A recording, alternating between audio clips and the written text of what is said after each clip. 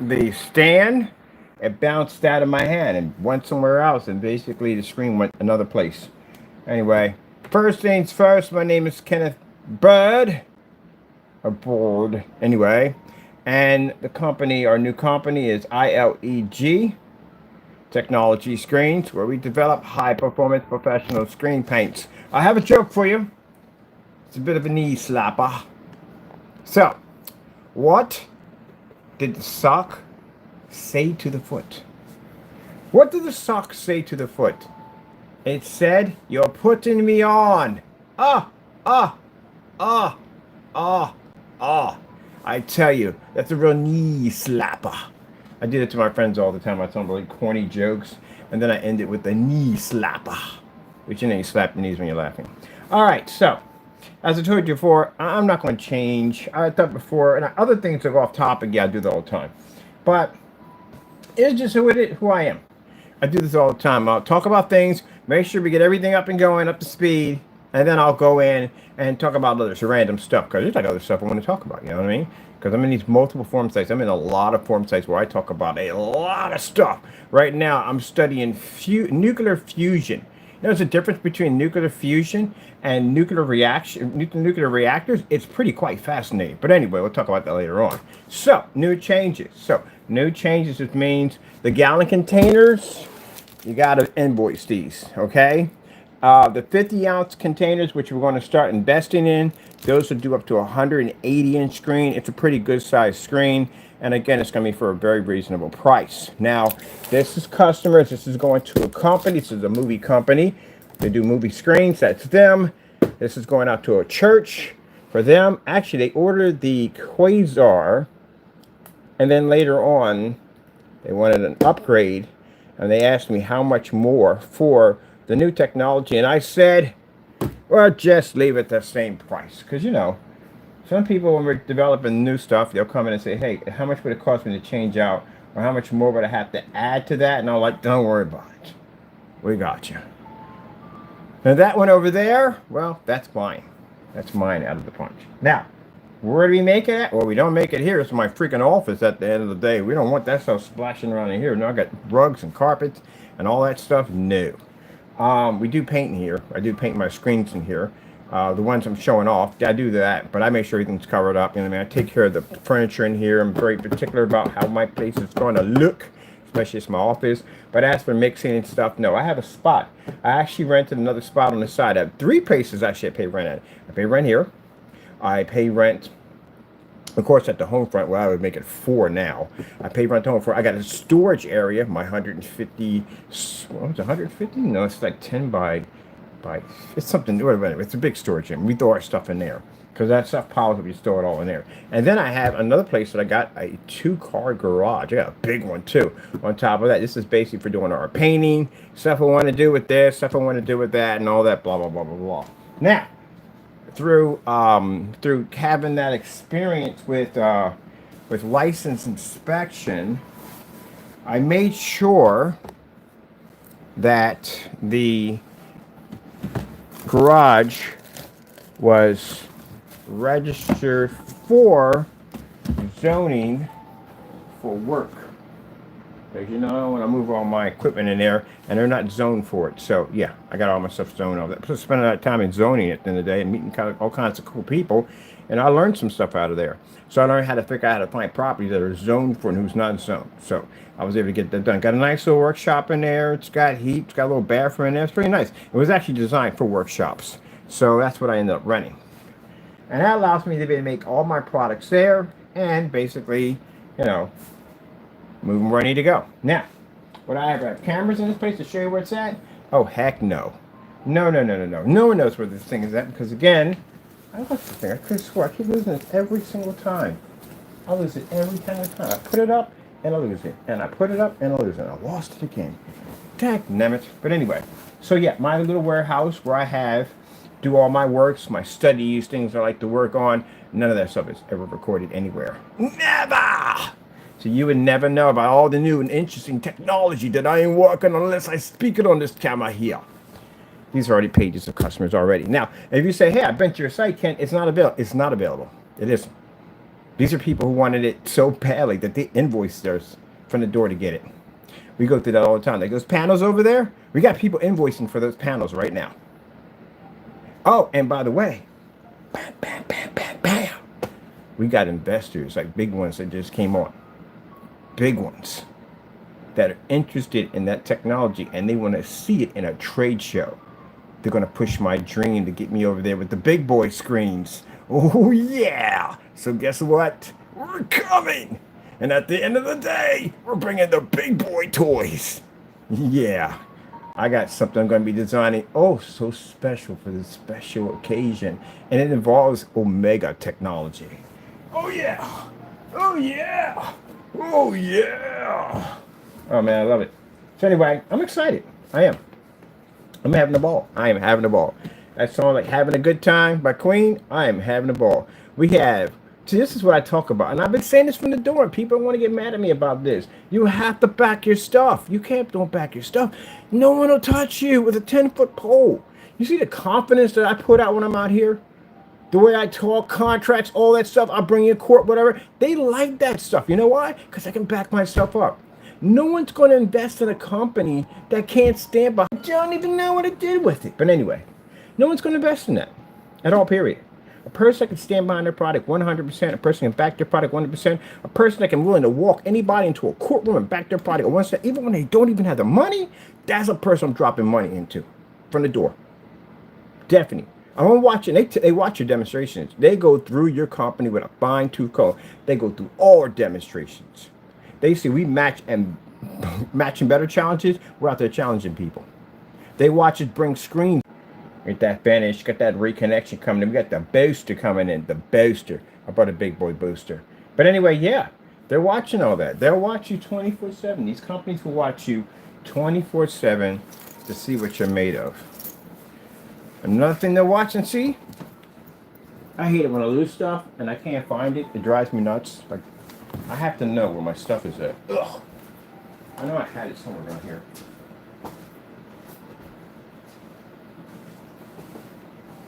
But yeah, they like that. You know, I'm going to tell you something. Haters, you put me on the map. You know that? You did. You helped my company out on so many levels, it's not even funny. Watching me, one person, take on all of you guys and then crush you in the process and still develop new technology in the process, that shows that that's a person that can handle extreme pressure and still produce product. That's what they want at the end of the day. Crap, I hate it when I lose stuff. My mind's going to be now zooming on this and back on that, but that's what they like. All that stuff that you guys did, and I still was able to maintain my company, still run my business at the end of the day, still push out product, and take care of you at the same time. They like that. Damn, it's going to drive me nuts. I know I'm going to drive. I can't stand when I lose stuff all the time. I bet she's behind something really weird. Anyway, like I said, you put me on the map. You helped me out. All the trash talk you talked about, I mean, people were coming to my site to see if we were the real deal. My website's better than yours. It's built better than yours. More course, because I made it. I mean, the Lord built and designed that whole website. Wait to see the one we're working on for the gaming. Oh my goodness, it's interactive. It's actually an interactive website. Pretty cool. And some of it's touchscreen activated too. If you have a touchscreen, you can actually interact with all that stuff. And VR, we're actually working with some crazy stuff with VR. But anyway, yeah. So yeah, you helped my company out big time by talking all this trash about me, saying all these nasty things about me. People were coming to my site to see what kind of person I was, to check out our technology. Then look at your videos and they do the comparison. Yeah, there's no contest there at the end of the day. You're sitting there in this dark environment. I'm producing freaking stars off a ceiling somewhere.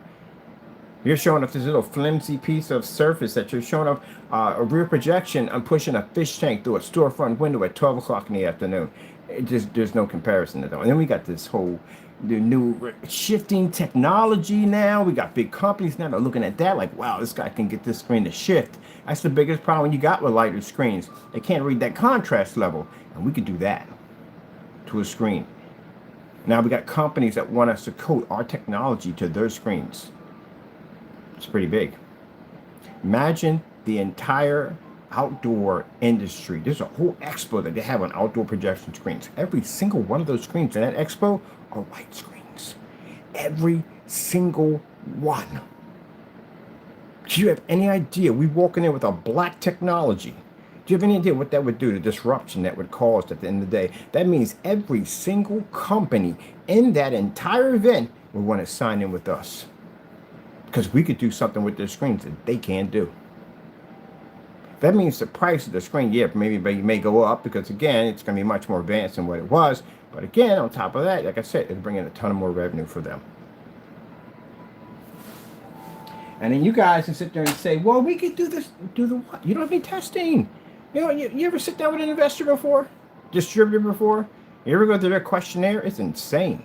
The stuff they will ask you at the end of the day. It's the same thing I ask you. The same thing, the same questions I ask you is the same questions they ask us. We never get no response back. People don't answer emails. They disappear. They return money back to our account, which we show them. Yep, we show them the receipts of the money. Some of y'all crying on the receipts that we get back. Well, looks like I'm going to be moving up. I never had a black boat before. You know, black boats actually cost more than white boats. Did you ever notice that? They do. Like, seriously. You go and buy to a boat marina and you go buy a boat, the black ones cost so much more money. It's insane. You can spend like maybe 10 grand for a boat and then turn around and a black boat will cost you 40, 50 grand because it's black. Don't know why. That's just the way it is. I don't know why. But I don't want a boat anyway because I'm not a big fan of the water. I mean, I like water, but not on that level to get a boat out there. Nah. Huh. Well, you know, it's funny because we know we're going to be rich. And we're going to have tons of money. We know that from the door. This technology is going to take off. And the people that invest in us, they investing in us, know they're going to make a ton of money. They're going to push us in every section they can stick us in because, again, they want to drive to make money. Which works on our hand because we get to use the money to build for other things at the end of the day. Now, you're probably thinking at the end of the day, like, always probably talking about Lamborghinis, Bugattis, Aston Martin, and all that. Yeah, really, I don't even care about that stuff. I do want the Patriot, though. That's my favorite truck. But I got plans. God's work at the end of the day. I plan to push that money into just about everything we can get our hands into to help other people out at the end of the day, because that's what I plan to do.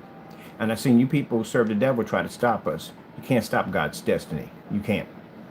My purpose for my company was to develop better technology for customers at the end of the day to have more affordable screens, not get ripped off on people at the end of the day that can't back their products up. To even the playing field. But not only that, to take the money that we get from our proceeds to help other people out. Like drug treatment programs to help people get back on their feet, better housing, because yeah, the houses just cost way too much money. Like, really serious, how greedy does one have to become? I want my apartment complex. I definitely want that. The $600 a month apartment complex with the month of December for free rent. Oh, that's going to be beautiful. Do you know how much money people are going to save? No rent for the month of December. That'll be beautiful, and hopefully it catches on to other people. Because if it doesn't, what's going to happen is I'm just going to take their business from them. Because again, who's going to rent from somebody at the end of the day, for people at the end of the day who we have a $600 a month for our apartment complex. We have the month of December free. And I'm not talking about no closet at the end of the day, because who wants to freaking pay money to live in a closet? You only get one life, you know what I mean? Might as well enjoy it while you're there, right? I want a nice big place, like a nice good place for my like 1,200 square feet. 1,200 square feet is pretty big. That's what I want for my tenants. And you know, you have to understand, when you have a place like that, people will pay the rent. You know why? Because the waiting list to get anything is going to be insane. Because again, people don't want to leave. Who would want to leave? $600 a month, and guess what? There's going to be none of that. You have to pay 3 months and all that stuff. 1 month security deposit. That's pay your rent. That's pretty much it. Move in. I'm getting me one. I'm going to get me a building. It's going to be solar powered, which means there's going to be no form of, what do you call it, bills if the building's completely solar powered. Can it run at night without the sun? Yeah. Battery backup system runs the entire building. There are buildings they have down here that are completely solar. I've been in a few of these buildings. It is quite fascinating. And the lights they use in here are all LED lighting in here, which is much brighter. Also, you can adjust it, and these lights last forever. I'm doing all this research for years. Yep. Water harvesting technology. You ever study that stuff? It is quite fascinating. So that means no water bill, no electric bill. The only thing technically, the only thing you have is rent, because we provide internet. Internet's really easy. Get that on a business account, hook set up. Not that cheap internet. Who frequently? See, I would treat my tenants like how I would want to be treated. I don't want crappy internet. I want good internet. That's what I want. Definitely want to put boosters in because sometimes the range doesn't travel. So I have to bring in an IT tech to do all that stuff for us. But yeah, my building's gonna be really nice. Really nice. First, we got to do the background checks, the usual stuff. But it makes it easier for people that don't have to have. I mean, I remember when I got houses, it was, you had just had the money up front. When they wanted like 3 months, okay? That's the usual, 3 months up front. But now today, they want to make sure you have, they check your banking account now. They want to make sure you have an additional $5,400 sitting in your account. What the freak does an extra 54 in my account or anything? Like if you're paying for what you're paying for rent, whatever, say it comes down to like 4,500, they want to make sure you have an additional 4,500 in your bank. If that's the case, then why the frick am I getting an apartment? I might just run the house. That's insane. I think one of the applications had what major did you graduate in college? On an application. Where's the blood type of your animal? That's just bonkers. Yeah. I want to do something different with it. Definitely. We're blessed to get that kind of money at the end of the day. Yeah, I'm definitely going to do something different with it. Something more to put back into the community. That's what I'm doing with my money. Yep. So that's what I'm doing with it. More after school programs for kids, stuff like that. Whew. Okay, I got to print another label because we gave an upgrade for somebody. They contacted me and said, hey, we want the new stuff. How much more we have to pay? And I said, nothing. So we just gave it to them for free. Not really. They paid for the Quasar. They want the upgrade. So let's get a label over here for this, right? I'm so happy. Things are just working out on so many levels, you know. And the devil tried so hard. He did. He tried really, really hard to take it from us, to destroy us. He tried really hard. And as you can see, he failed. God's destiny. God has a destiny. Something he tells you, what he wants you to do, nothing will stand in the way of getting it done. Now people say, what's the destiny? For you to be rich? Yeah, for me to be rich. To take that money and to basically put it to help other people out. And to let them know at the end of the day, that money came from God. All our technology came from God. Every expo, any place I go at the end of the day, they will know that all the technology we have comes from God. That's what they will know. We're never going to come up there. Even if a company comes up there and says, well, you know, hey, look, you got to do me a favor. Don't mention God. Then guess what? Our contract is going by.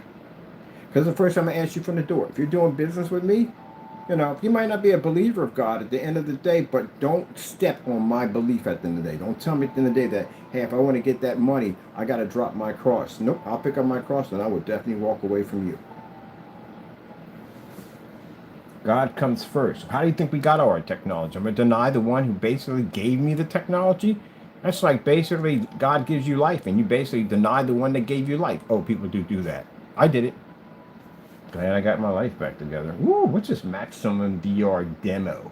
I download stuff. No. I forgot to give you free stuff all the time. I always find free games in my freaking category. Let me get this label up here. Yeah, we ain't doing that. Nope. Every single one's going to know that all our technology comes from God. Everybody.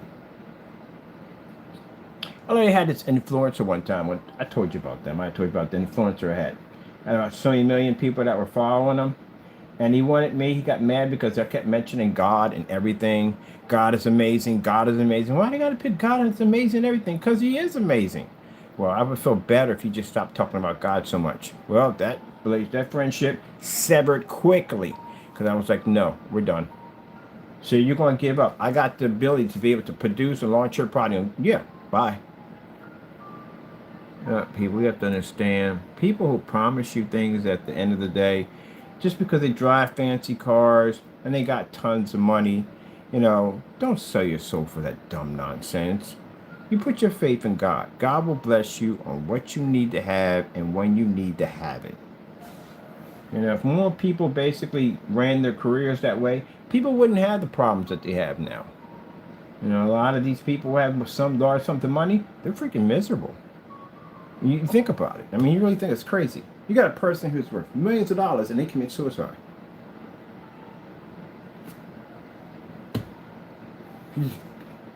Where? Why?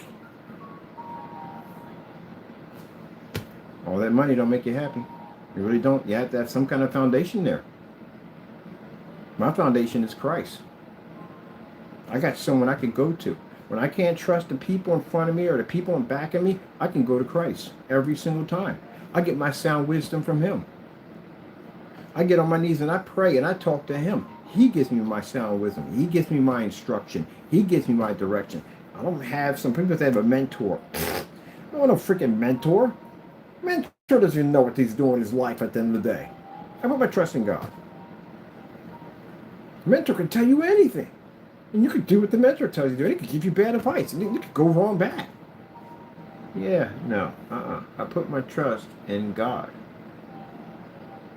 God will direct you where you need to go, who you need to talk to, all that. He'll let you be to see the wolf in sheep's clothing. And the problem is people get caught up in that money and they start chasing anything and everything, and then the devil got you. So the devil will put people in your path to push you off the path from God. He'll destiny hook you with all the worst people you could possibly think of. But if you walk with God, you can see all that. You can see all the booby traps laying in front of you. Can't see that if you're not walking with God. You're blindfolded. You'll hit every single one of those traps, and one of them might even kill you in the process. Some may wound you badly. Some may kill you. That's why you got to walk with God. You got to think about it. People who become famous, make a ton of money, and then they kill themselves. They have depression, they have all that. You would think they'd be happy, right? Travel the world, go to beautiful islands and places, eat wonderful foods and all that stuff. You got all the best things of life. You live in a world that most people will never even see. And yet they kill themselves.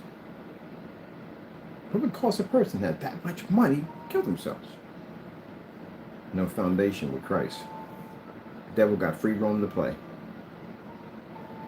All the bad people in their line, they'll bring all those bad people that will make them depressed.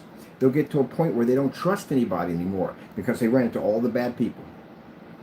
Once you get to a point where basically you've watched people stab you in the back multiple times, even best friends, family members, just anything under the sun, and you see the greed they have for money, the way they look at you, the way they stare at you, you start blocking people off. That's why a lot of these people go sheltered to themselves. They won't go near anybody. They won't talk to anybody. They got very select people that will be around them. Heck, you even got to worry about your servants at the end of the day, because your servants can literally be talking to the paparazzi about you. Hey, he does this and does that. They can write books on you. Seen it happen. They write books about them.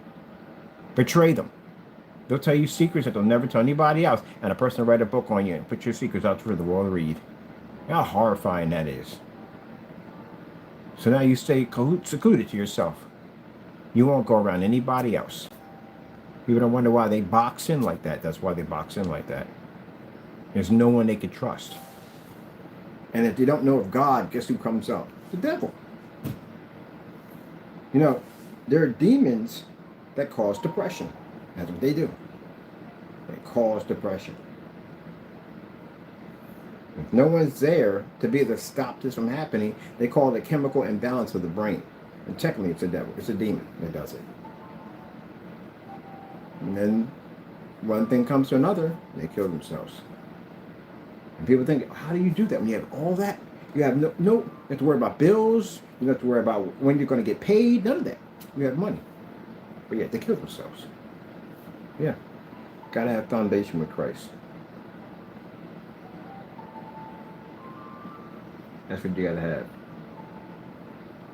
I learned that when I got saved, got into the church, got my life together, got back on track, and started chasing money. And I lost my salvation. And I must have been depressed for about a good year or so. I couldn't find my way back. I couldn't find that happiness. No matter what I bought, whatever I paid for, it didn't last long. I was giving myself away because I was just depressed. I didn't trust anybody around me because I didn't know whether these people were out to take me out, or I couldn't trust that person. I couldn't trust my friends, and I became in this little bubble where I refused to let anybody around me. And in there, my depression kicked in at full blast. I saw the church I saw my body craving to go back to it, but I couldn't. I was blinded by that money. And then the way the Lord saved me in that situation, He took it all from me. I lost everything. I had nothing at all, period. Only had the clothes that I came in with, that was it. Banking account, everything. Broke. No money. Poor. Sleeping on the street. Lost everything. But I was happy. I was happy because I found my way back home with God. So I slept on park benches and all that. I've been through all that stuff already. I found my place back with God. I was more happier to be on that park bench and have nothing in my pocket than have all that money and have all those people around me that were just, they were demons at the end of the day. And slowly I went back, called my sister up, made a little money, called my sister up, and went down there for a little bit, down in Delaware, slept on her sofa for about a good month, and said, I gotta go back, and I gotta get my life together with God. And that's what I did. Climbed the hill right back again. And here I am today. And guess what? That's why I don't chase money. Because I know the evil of money. People say money is evil. Money ain't evil. Money's not evil at all. It's not evil. It's how you use money that makes it evil. You can use money to go out and rob, kill, or whatever. And you can use money to help other people out, get on their feet. But I tell you, whoever we help and whatever we do, I'm going to make sure at the end of the day, you never thank me. You thank God. He gets the glory for all things. So let's go in and get a label for this so my customers can have some insane paint. Now, if you're wondering, like, where's the batch numbers, Ken? Well, I'm going to do something different this time. You see this giant screen in front of you? You see that container? That paint came from this. So I'm going to have their paint on my screens up here, which I'm going to be displaying to my investors, which I'm going to be displaying. So again, if it doesn't work, well, it won't work for my investors. It won't work for me. It won't work for anything. Isn't that the best batch number in the world? Here we go. So that's what I'm using that for. That's for me. Am I going to need all that? Nah, not really, to tell you the truth, honestly. I'm really not going to need some of that. And the owner of the building, he wants the screen put in. So we're going to do a 150-inch fixed range screen for him. So he's getting some of that too. So I'm going to date it for today. And this is going to be applied today for my surface. I'm going to run everything off of it. Best batch number ever, right? Yeah. All right, let's get something up here for this other label for here, for the church.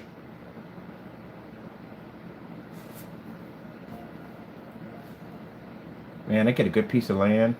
I can start a camp. Kids, all kids should go camping. All kids should have the ability to go camping. Camping, fishing, all that stuff. Yeah, definitely. Definitely want a Christian camp youth camp or whatever. That'd be pretty cool. Gotta have horses, even though they terrify the living daylights out of me. But we gotta have some horses for the kids, definitely.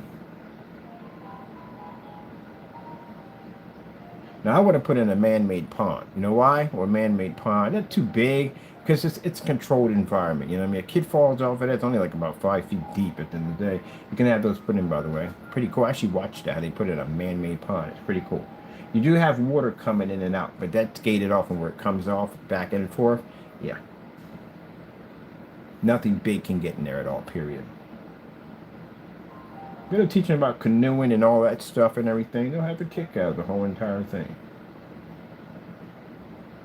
First thing I see when kids do, when they get off a bus, they go take off and run.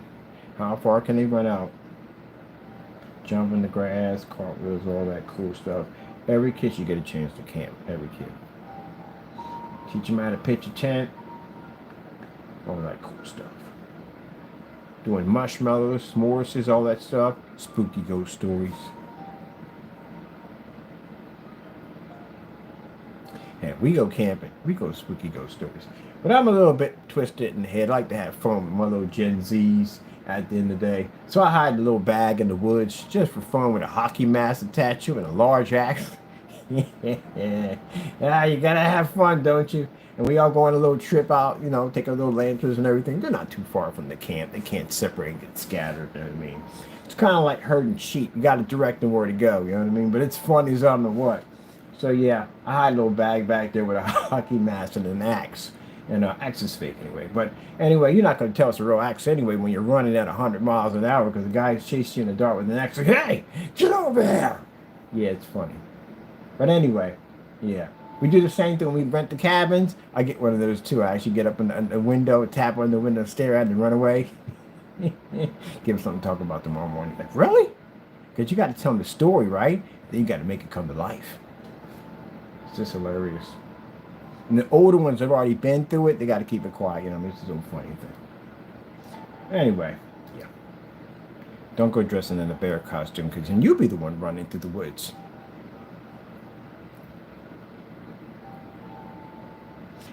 Oh, so anyway, while I'm looking for this label, I was wondering, as I was looking at that whole thing about the whole, I don't know how, they had this like, kind of like floating apartment in the air, and one of the cyberpunk things I'm staring at. So then one thing leads to another. I'm thinking, is it possible to have a levitating city?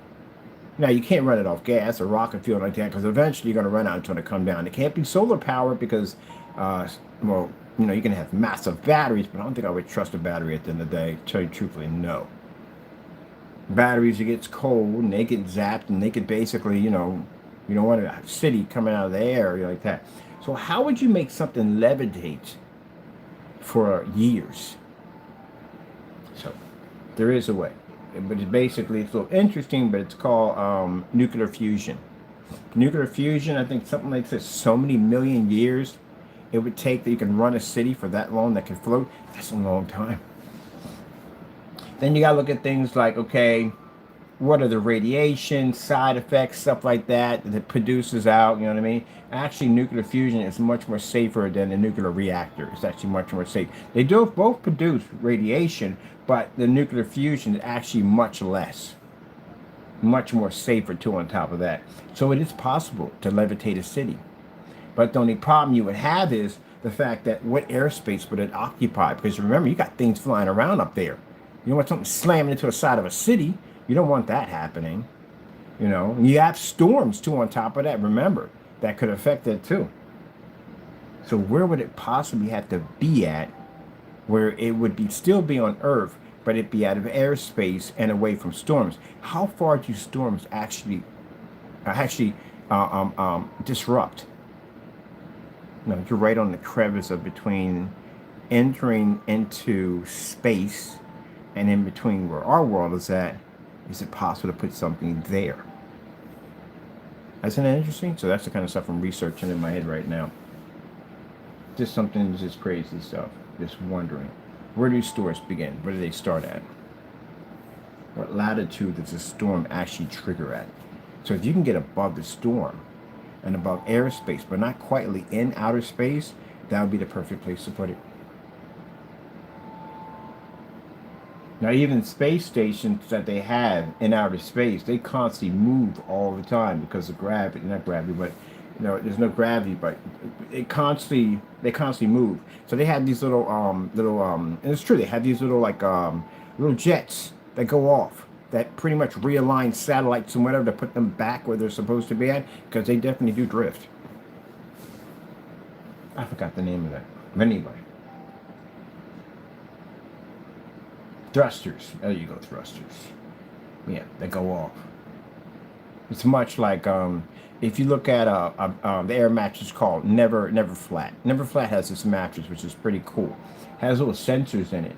So when your air mattress starts to sink or air starts to push out, there's a sensor that tells it there's air leaking out. It actually can basically pump air back into it to keep it always at that particular level every single time. It never goes flat. Never. Because of the sensor system, which is the same thing they have on satellites and all that stuff. So stuff don't drip off into the moon or basically going other places they're not supposed to be at. You're off course. There you go. So you would have the same thing on this city. But yeah, levitation. You can levitate a city by using nuclear fusion, which is pretty interesting. So where would this idea come at? I came from that whole entire thing of watching that thing float. Like, how in the world are they doing that? Even though it's just a picture, it's still thinking about the possibilities and how would you do it to begin with. I like those kind of problems of trying to figure out how to get that done. nuclear fusion, nuclear fusion,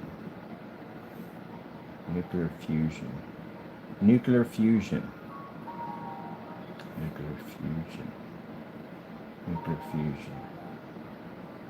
How long does energy last in nuclear fusion? Nuclear fusion lifespan between 40 to 60 years. How long can a city levitate using nuclear fusion? Cut me off. How long can a city levitate using nuclear fusion? Millions of years. Can you imagine that? Well, I tell you, fall off your balcony, you're 30,000. Well, you're probably a little longer than that. It takes millions of years. A city, they're working on this. This is a possibility that they're working on. City levitations using nuclear fission could theoretically levitate for a very long time, potentially for millions of years. So for that to be there means somebody somewhere is thinking about doing this.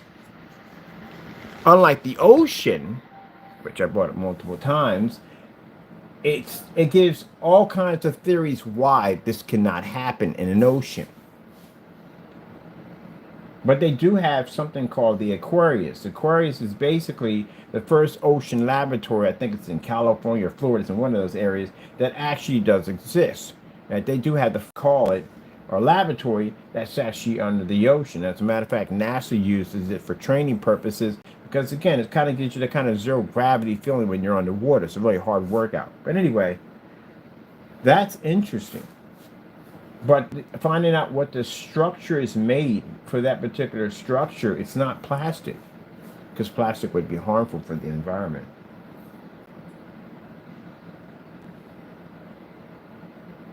Also, when you think about that thing, a Bioshock, when the cities are floating in the air, but they use giant balloons to do that. Mind you, it's a little bit farther back, these giant balloons. But it's interesting, it's just fascinating, of nuclear fusion. And yeah, someone is actually, when you have theories of that popping up, it means someone's actually doing it. So they're looking at a different way of using nuclear reactors, which are much more dangerous. They're looking at powering cities through nuclear fusion. And how much would it cost for one of these things? Billions of dollars. They're not cheap. Billions to have one of these. So if you're a trillionaire, this is happening for you. If you're not, then it's not happening to you. But it's a possibility. It's another source of energy. We're just kind of jacked up about it because anytime they turn around to get some kind of source of energy, somebody turns around and figures out a way to turn it into a bomb. A nuclear fusion bomb, that's not something you want to work around. You don't need to messing with. But anyway, that's still pretty cool. So we could one day have levitating cities.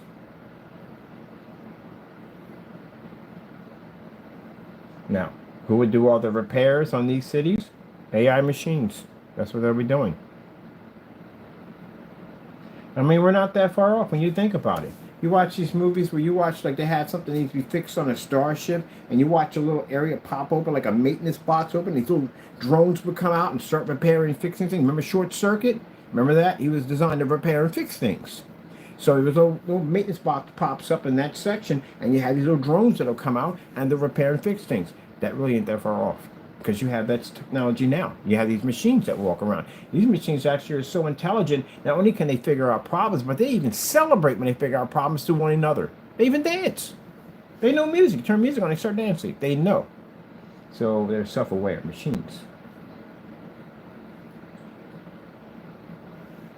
Which I would say would be a fantastic idea to have machines to repair stuff, especially the micro small ones. Because again, no one else is going to go down there and fix something when you got fire and everything else blowing up down there. Machines can go down and repair and fix all that. You got a ship and it bursts a hole in the hull. You know how much water pushes through that? Machines can go down and repair that in no time at all. Plasma torches, whatever you got to hook them up with, they can repair that in no time at all. I think that'd be pretty cool. As long as you don't make them small enough where they can go into the human body and repair things, which you know that's coming, right?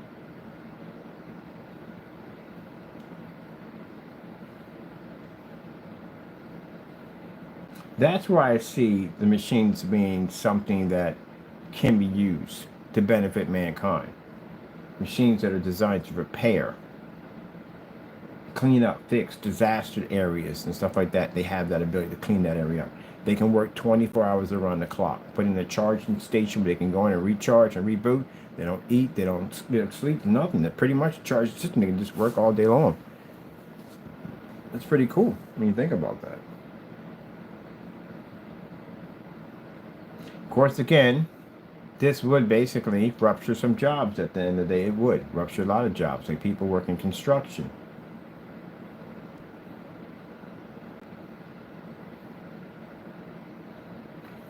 Well, I hate to say it, in life, there's always going to be upside and downside to technology, and that's how it's going to be.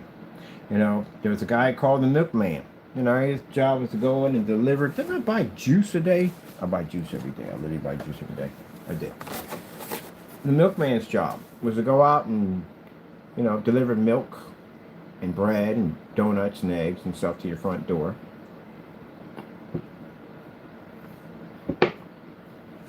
Which is kind of interesting. You know why? You look at jobs back then that are no longer used today. Can you imagine if the milkman did exist in our time right now? The jacked up stuff that would happen to your food sitting out there waiting for you? I mean, people would do all kinds of weird stuff to it. I mean, they wouldn't do that back then because it was unheard of. Someone coming up on your porch and stealing your eggs. I'm pretty sure people did do it.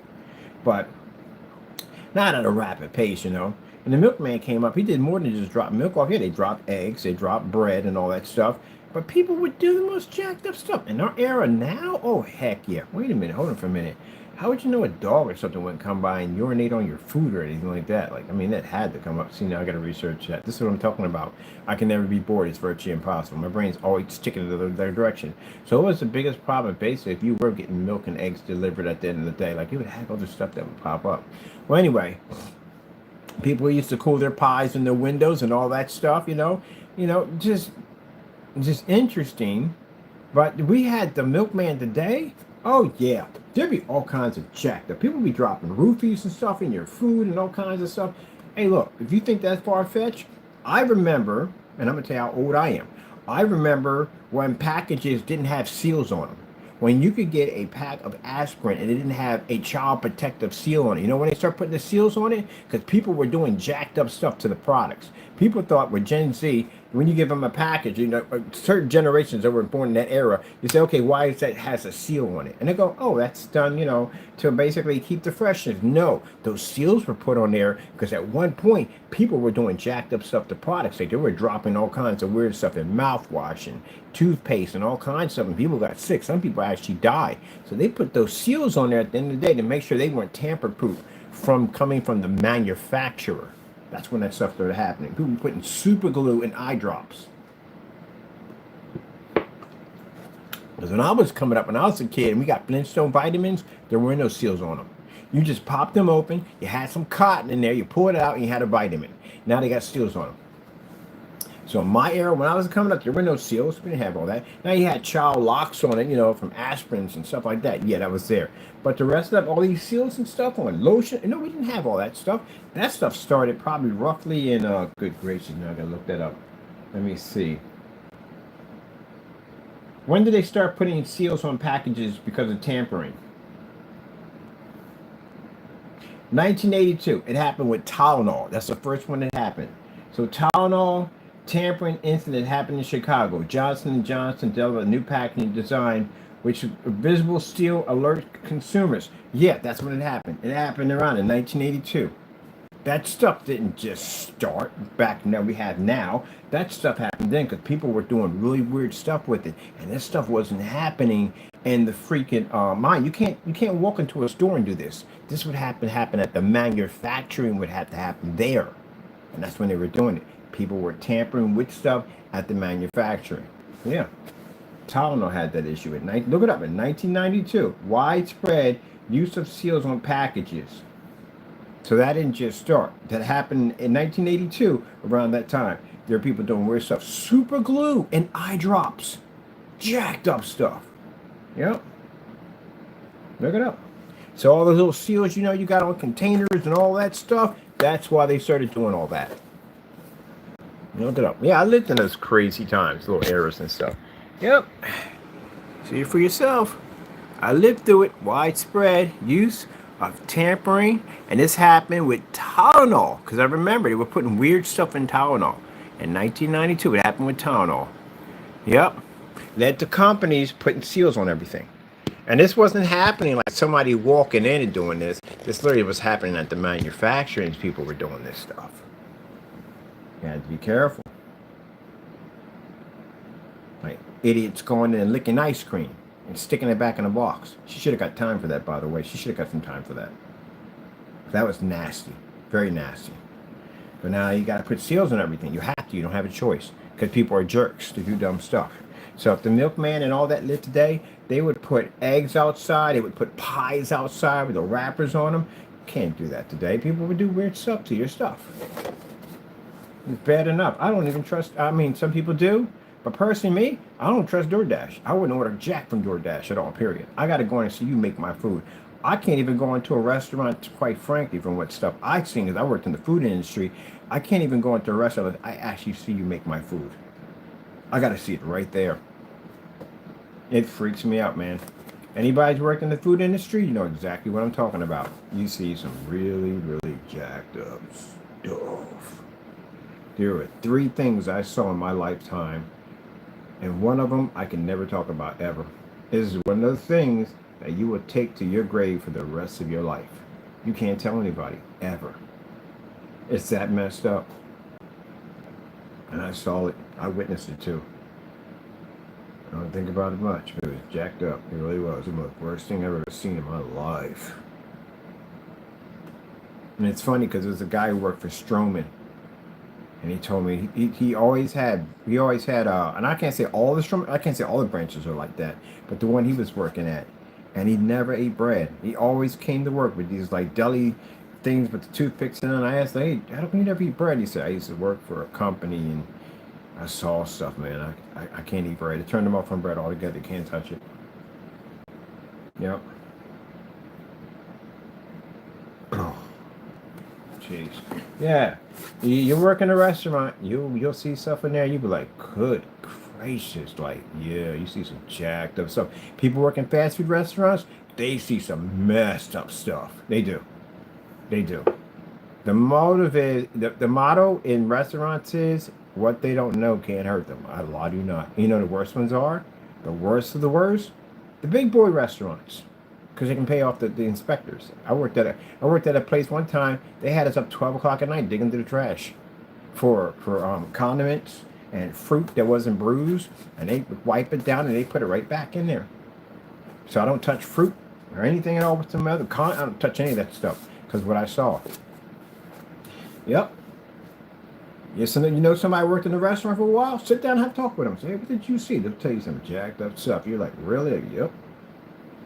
Mm-hmm. I was going to restaurants, I'll never forget. The guy was like, this is a motor we can stand by. What they don't know can't hurt them. I know if you drop something on the ground and, don't throw it away because they'll take it out of your check. You have to, it's sterilized. They think of it when they cook it or whatever they do to it. You ever walk through in the back of the dry stock room and the freezer? You walk back there and see some of the stuff that they weren't rotating the food and they're picking up the same thing like Hell's Kitchen? That stuff is real. That stuff is literally real. I've seen some jacked up stuff in the back of the freezer, way in the back, where they rarely rotated food back there. Some of them, they just wipe dates up and put them right back on there. Yep. Stuff literally has so much astroturf, the roaches could have a football game off of that. I ain't gonna mention this one restaurant. I can't mention the name of it. I don't know if they're still in business anymore. But I remember going down in the dry stock room, and it literally sounded like you was walking on crackers down there. There were cockroaches. Yep. There are that many cockroaches. And I ain't talking about small roaches. I'm talking big, big cockroaches. Kind of jump on you, have you screaming like freaking out. I'm doing it. You sound like Mariah Carey down there screaming. Those kind of roaches, the ones that fly. Yep, those big boys down there. Gee was Louise, man. And you come up and you just be baffled, like you be just, because the first time going down and you come up and you're like, looking at the cooks, people, like they act like nothing's going on. Like, you know what's going on down there? Like, oh yeah, yeah, yeah. Just block it out of your mind. It's the best thing to do. And what really messes with you is when you go out there and you see families out there eating. That messes you up. Because you see families and kids out there and you want to say something about it, but these jokers will sue the living daylights out of you.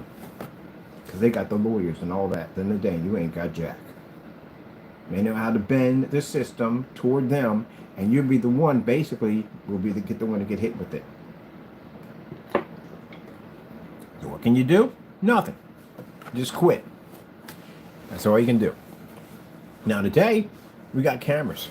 I would have went down there, I would have recorded that, all that nonsense down there, and I would have posted it. Like, look, man, I'm down at so-and-so at the restaurant. They got cockroaches down here big as a man's hand. And you heard me scream in the background like Whitney Houston running around because something was probably chasing me. Like, look at this, man. You can do that now today. Because you are the news reporters now, because you got cameras now. But yeah. Never forget some of the stuff I saw in some of those places, man. I had a restaurant that I walked into. It was so disgusting and so dirty. I was only there 5 minutes and I quit. It was that bad. It was really that bad.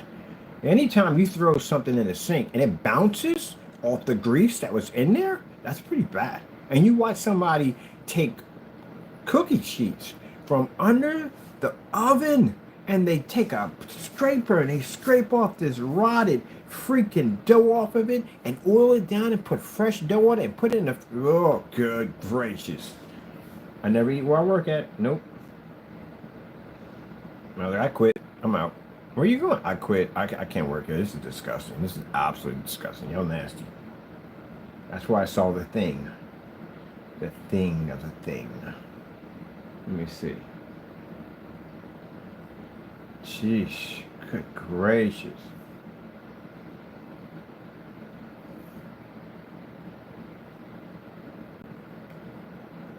Alright. I'm gonna go get this done now. Where's my whatchamacallit? I'm gonna sign it here. Oh, gotta do two things now at the same time. Log out of here for a minute. Go back in here.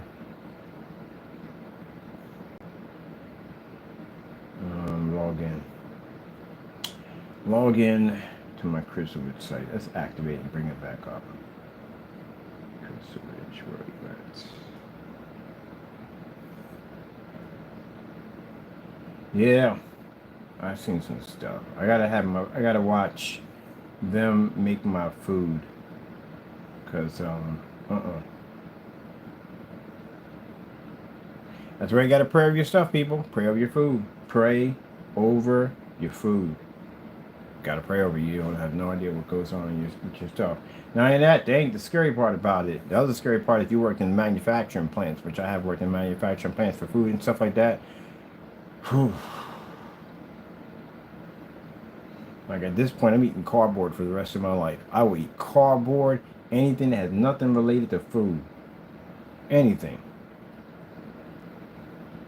Be like, well, that's why I'm a vegetarian. You ever seen at the plants where they may have to process for vegetables? Good gracious. Yeah. You'll figure that one out. Yeah. That's why if I'm going to eat from somebody, it'd be the Amish. The Amish, yeah. You ever have food from the Amish? Their food tastes different. It don't taste the same way in a supermarket. It don't. It really don't. And Shady Maples had an Amish supermarket over there. Man, that food was freaking amazing. It just didn't taste the same way as supermarket processed food. All right, let me see what we got to do here.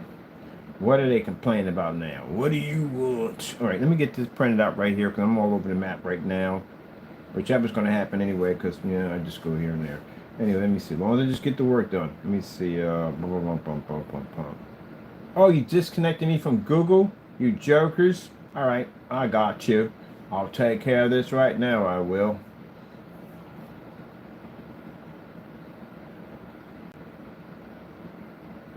What do you want? I'm going to dig out of Mr. Bird today. Let me see. No, we don't want that. Ooh, we can do that now.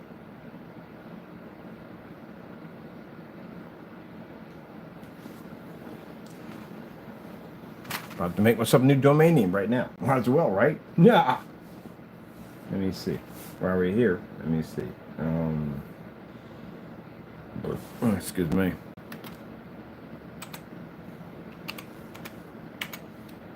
Yeah, it's gonna be one of those channels. Just you forget it. I have tried. I'm gonna go off topic anytime I want. As long as we get the job done, we're just talking about other stuff in the day. Because I got this over there. I'm actually in a couple of these. That's what like Facebook. I got these forum sites I'm on, and I'm in this area about basically fusion, nuclear fusion, and it's just impossible. Someone came and said they were talking about floating cities in there. I can find somebody to talk to about something in there. And man, I just find it fascinating, and especially under the ocean too, because I do believe that we can basically do something under the ocean.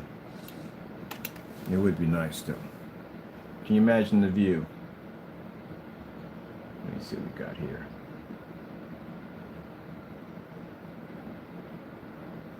Yeah, the view would be absolutely incredible under the ocean.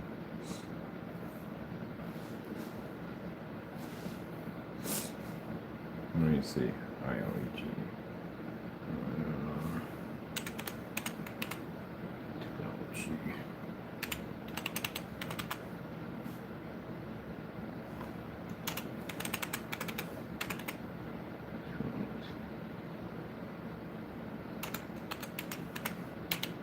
Info.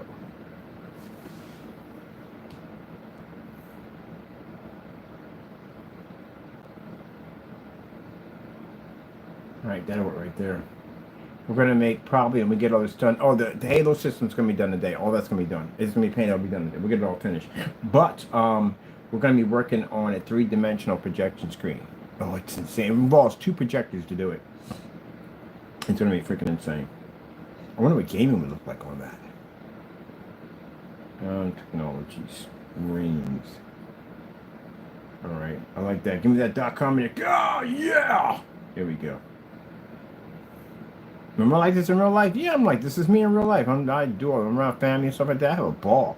Especially when I go to the supermarket. I love going to the supermarket. I have so much fun in the supermarket. Yeah. Some people basically are a little too, like my attitude on how I do things, have fun, like racing karts around and having fun and stuff like that, and having a ball. But some people are embarrassed by my outgoing personality. And well, you know what? Then don't sign the contract, and you won't be a part of the group. That's all to it. That's just how I am. Like, can't you ever be normal? Who wants to be normal? That's boring as I don't know what. Like, really, who really wants to be normal? Let me see. I like this. We're gonna go with this right here. All right, let me go right there. There we go. So yeah, this summer I'm getting my first pair of Crocs. Never had a pair. I see people wearing them all the time. Like literally in the middle of the winter, I see people wearing Crocs. How comfortable are these things? Every time I ask somebody, they're comfortable. They're comfortable. They're freaking comfortable. They're freaking like walk around with slippers. I'm like, I like this idea. I'm getting me a pair. But if I get a pair, they gotta be insane. They can't be normal. They never can be normal. I saw Pac-Man Crocs. I'm a big fan of Pac-Man, right? So I'm gonna get a light system that runs across mine, like the little Pac-Man lights running back and forth on my Crocs. I'm gonna hook mine up. They have them with the Bluetooth speakers. I told you can play music through them. I love Frank Sinatra, so yeah. And on top of that, they have with the disco lights on them. Definitely gonna do some party lights on mine. I'm getting one of those JBL party systems that you can carry in a little bag with Bluetooth. I'm gonna get one of those.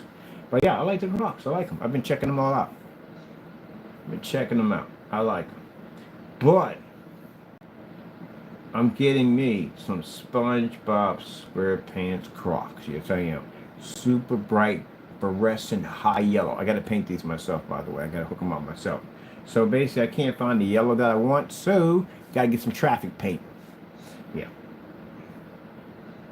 It won't be coming off, trust me. This stuff will be weatherproof and get done with it. But it's going to be super, super high bright. Yep. Getting some SpongeBob Crocs. And for those people that are saying, you're a grown man, I don't care. At the end of the day, it's my life. At the end of the day, I dress for me, not for anybody else. You don't like them? Go kick rocks. Let me see. I like this. I'm going to go with this and make sure I got it right. You know, that's what I'm going to do is pay for a domain name. You spelled it wrong. Let's see. Screen.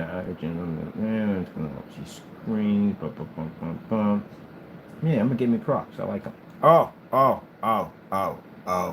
So, You know how they got the strap in the back that says for sports mode? I'm literally going to get mine that says sports mode. I'm getting custom made. Where so they got to make custom made Crocs. You know that? I'm getting a pair of custom made Crocs. Then in the back, it flips up and it says sport mode activated. Tell me that's not hot. You can take that if you want.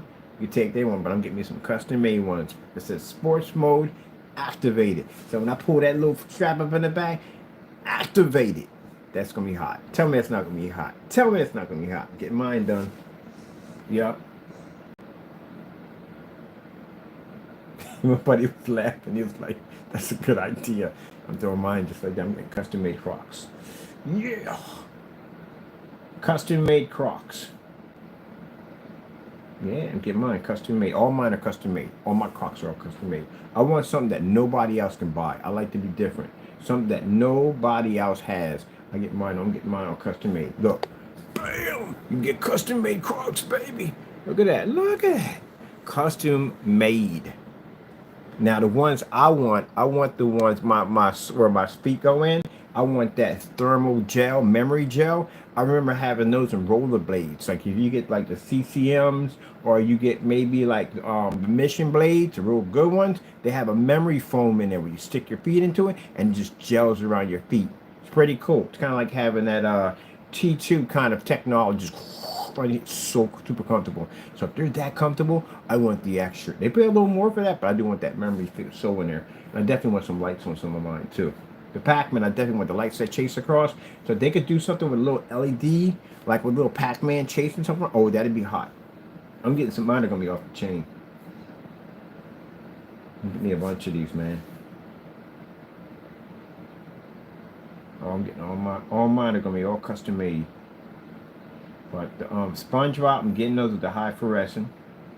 And the other ones I'm getting, they're going to have that sports mode activated when it comes up. I even want the little warning lights blinking on the side, like little blinkers on the other side, when it shows that it's already been activated. And yeah, you can get them little tiny watch batteries and all that stuff installed in, all that stuff, everything. I like these right here. So my buddy's like, "Oh no, not you!" Because my sister's husband hates him. He hates him. He hates him. Can't stand him. But his son got him. His son got him. His kids got him. The whole family got him. So I'm like, I'm gonna get him a pair. You can get him custom made. I'm gonna get a pair for the Eagles too. Because I got the Eagles medallion. Got a big Eagles medallion. Yeah, I'm working cross. I see people like I never thought I would ever go get a pair, but I've seen so many people wearing those things. I'm like, man, they're really that comfortable. And I go, yeah, they're that comfortable. Anytime I see people walking out in the snow with them things on, I'm like, you kidding me? Like, yeah, they're that comfortable. Get me a pair of these things. See how they like. If I like them, I'm going to get a couple more customized. All right, let's get this done. Where am I at right now? Oh, I forgot. I'm doing a domain name. See how fast my mind jumped from one place? I'm actually hooking up a domain name right now. All right, let's go to do this. You got it all there? All right. It's available. We shall get it. ILEG technologyscreensinfo.com. That's what the Crystal Witch site will be turned on. It's an information site. That's already. It's all for the investment of new technology. Definitely worth it. You know I like who talks? I like the Space Marines. I like how they talk. Everything is for the glory. All right, let's get this done. Let's get it. Can't show you this part, people. I know, but you're printing out a label and I'm doing this right here right now. It's in my brain different directions. So what do we got right here? 3.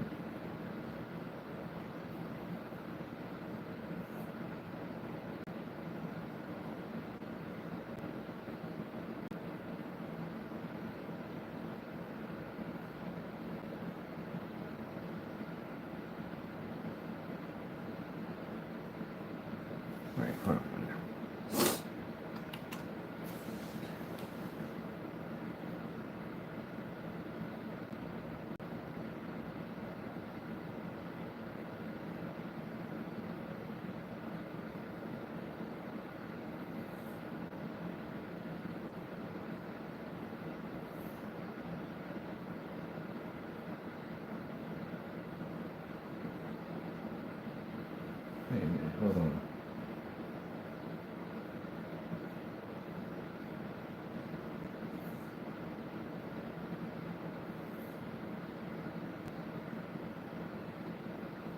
see what we got here.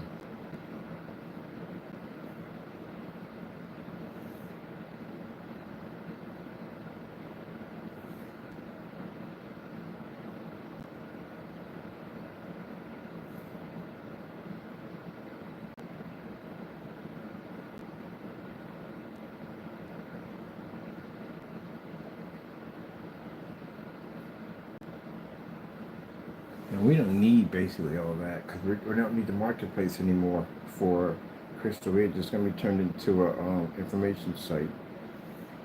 So I gotta figure what premium plan I want with this. Let me see. Collaborator, 2 gigs of storage space, basic marketing suite. We don't need any of that. Free domain for 1 year, free accept payments. We don't need accept payments. E-commercial. We'll go with this one right here. We'll take that.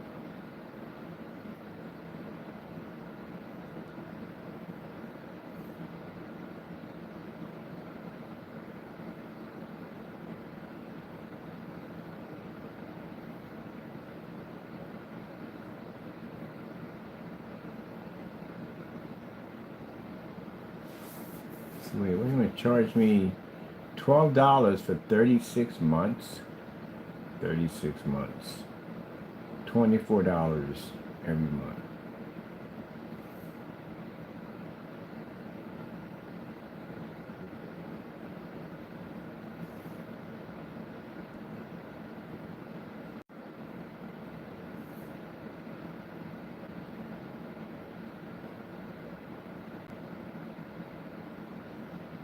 You're gonna bill me for the whole 17, or is it gonna be like, let me see what they're doing here. Let's be doing too much. No, we're not doing that.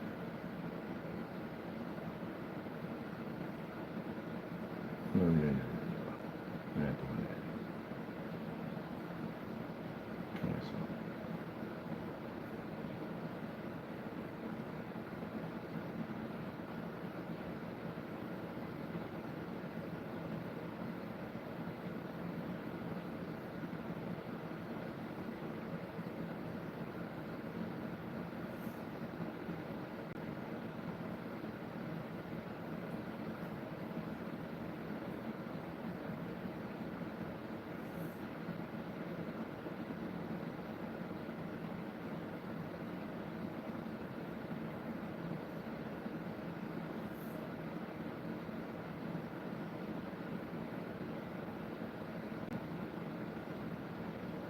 Sorry, people. I'm in here doing this crap at the end of the day. I'm trying to figure out what they want me to do. I'm not doing that. They want too much for that. I'm not doing a compare on that right there. I want my domain name. That's all I want.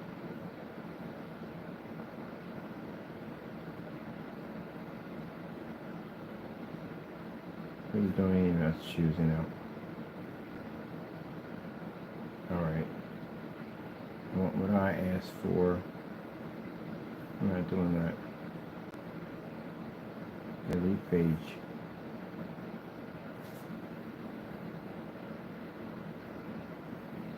I'm buying the domain only.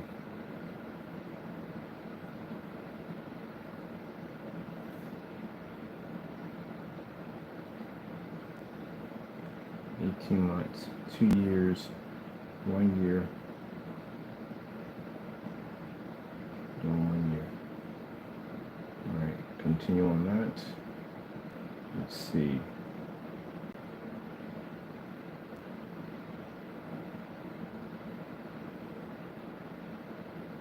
Take that out. We're not using that anymore. Wow, man. Do you have any idea the address we had on this thing? The whatchamacallit page. I forgot how old this page was, when we first developed it. This is the first house I was on, 5351 August Street. That's the first house I ever rented. That's a long time ago. I had no idea this site was this old. This site is almost 10 years old. This is an old site. No wonder the traffic on here is heavy. Here, email address. We got that already. That's good. That's good. That's good.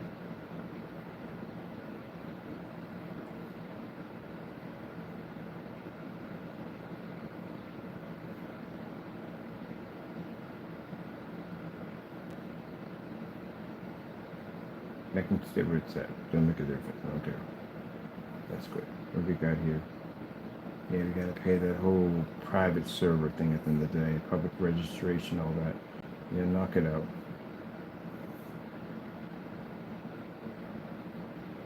Yeah.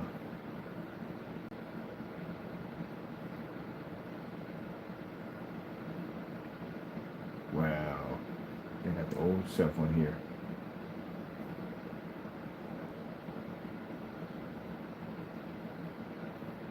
Here's another line of payment. Sorry, people. Updating something real quick. No, this is not me. We got it on me? Yeah. Find a domain name for the site. Get that done and get it out of the way. So at least it's done.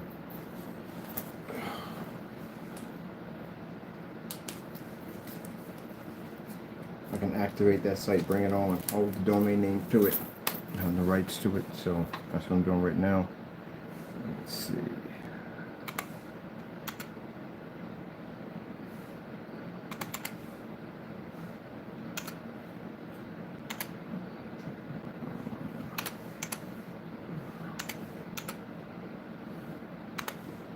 Getting that done. What do we got here for time? We're good. Let me see. Okay, we got that. Bum, bum, bum. Bum, bum, bum. Okay, there we go. Okay, that's finished. All right, what do you need here? Oh, yeah, the yummy dates.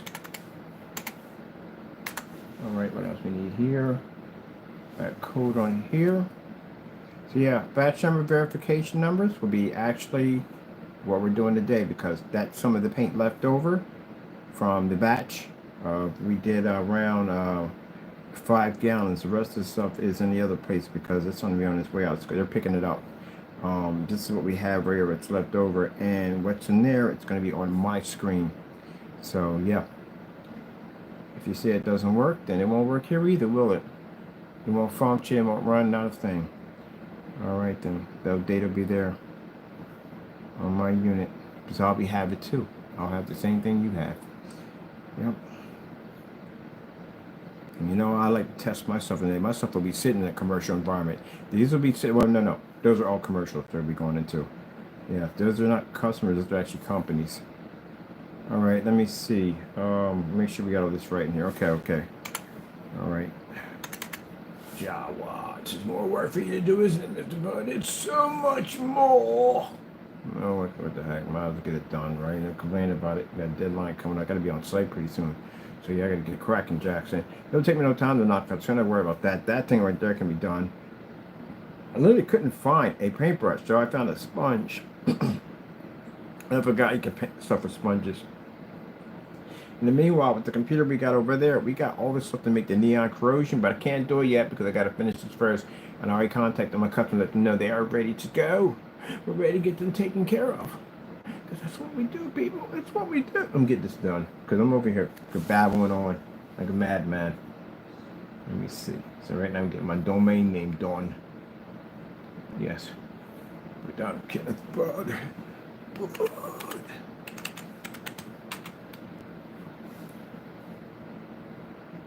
Maybe one of those rich guys be sitting there like, "Good evening, Mr. Kenneth Bud." Like, no.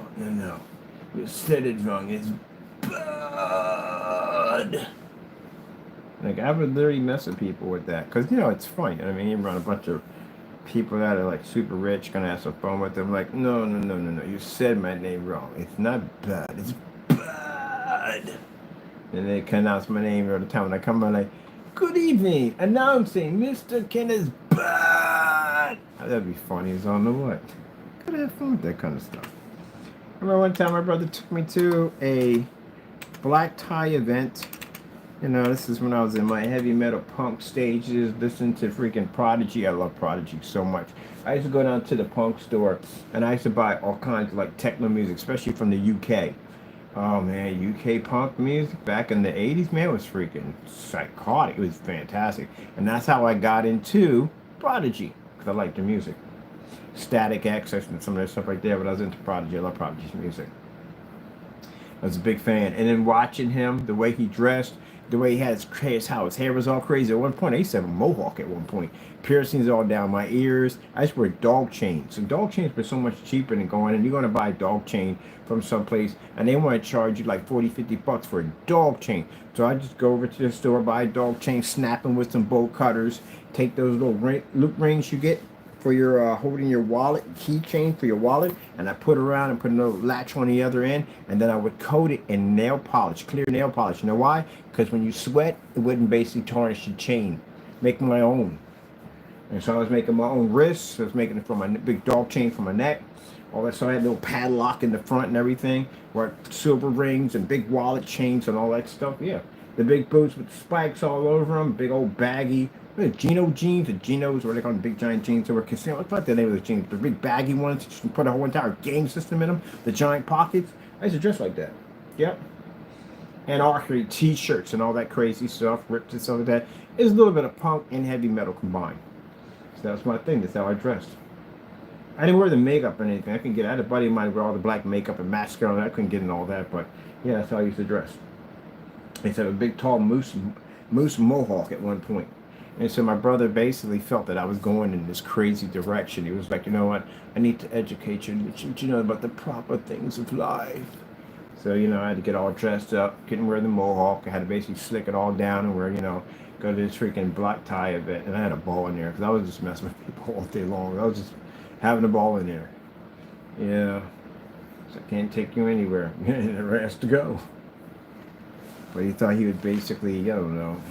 He was more about the finer things of life, and I was more just kicking back and having fun. Can't be a stuffed shirt all day. I just can't. I'm just in there to just impress other people. Just other people in there, each one trying to impress each other more than the next person.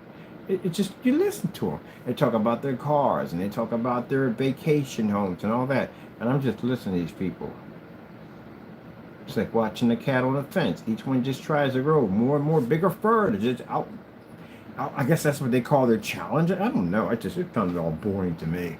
And the food was little baby carrots and peas. I don't know what that was on the dish. And put a little decorated art on it. Voila, food. Cheesesteak. I need a freaking cheesesteak. This is not going to work. A slice of pizza, something, a hoagie, something. I'm not eating this freaking rabbit food at the end of the day. How much they charge for this mess? Yeah. So, you know, I had some fun in there. So I'm like, what do you do? What do you mean what I do? What do you do? Oh, well, I sell polished rocks on eBay.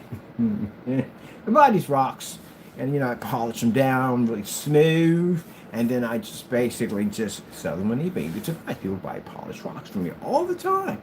So, just messing with them.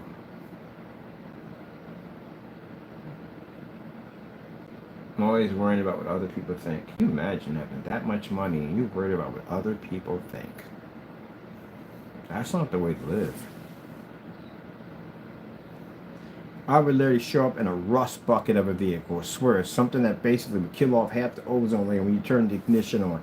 Literally, I would, the most crappiest car I could find on the face of the planet. Stickers all over it, whatever. I'd ride up in that baby. Here, park this. I don't care park it anywhere. Yeah, you might want to jiggle that lock a little bit. I actually saw a key. It's the funniest thing I've ever seen in my entire life. It's a key that has a screwdriver handle on the other end. It's a custom-made key for your car, but it has a screwdriver handle, kind of like your Jimmy in your own car. Yeah, I saw one. I want one of those. That's the coolest thing I've ever seen in my entire life. There's a screwdriver handle on the other end of your key. That's the coolest thing I've ever seen. But here, that's how we start the car. That's the coolest thing. I would have something like that. Oh, that's hilarious, man. And I don't go into what other people think. At the end of the day, don't care. You have to be proper. You must be proper. Oh, did my mouse just freaking die in the middle of this? Where's the backup mouse at? In the middle between this. Run to all that stuff at the end of the day. Oh.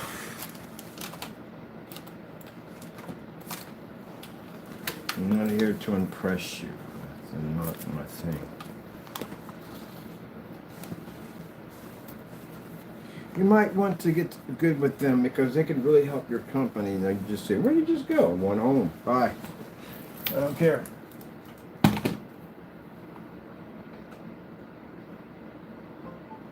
You want to impress me? Don't impress me. Tell me about your car. And don't tell me about your hotel and all. I don't give about your freaking home on the beach. I don't want to know about that and stuff like that. You built the birdhouse? I find that fascinating. See, stuff like that. Everyday normal stuff that everyday people do. Don't try to impress me with that kind of stuff. By saying that, oh, we have this. I don't care.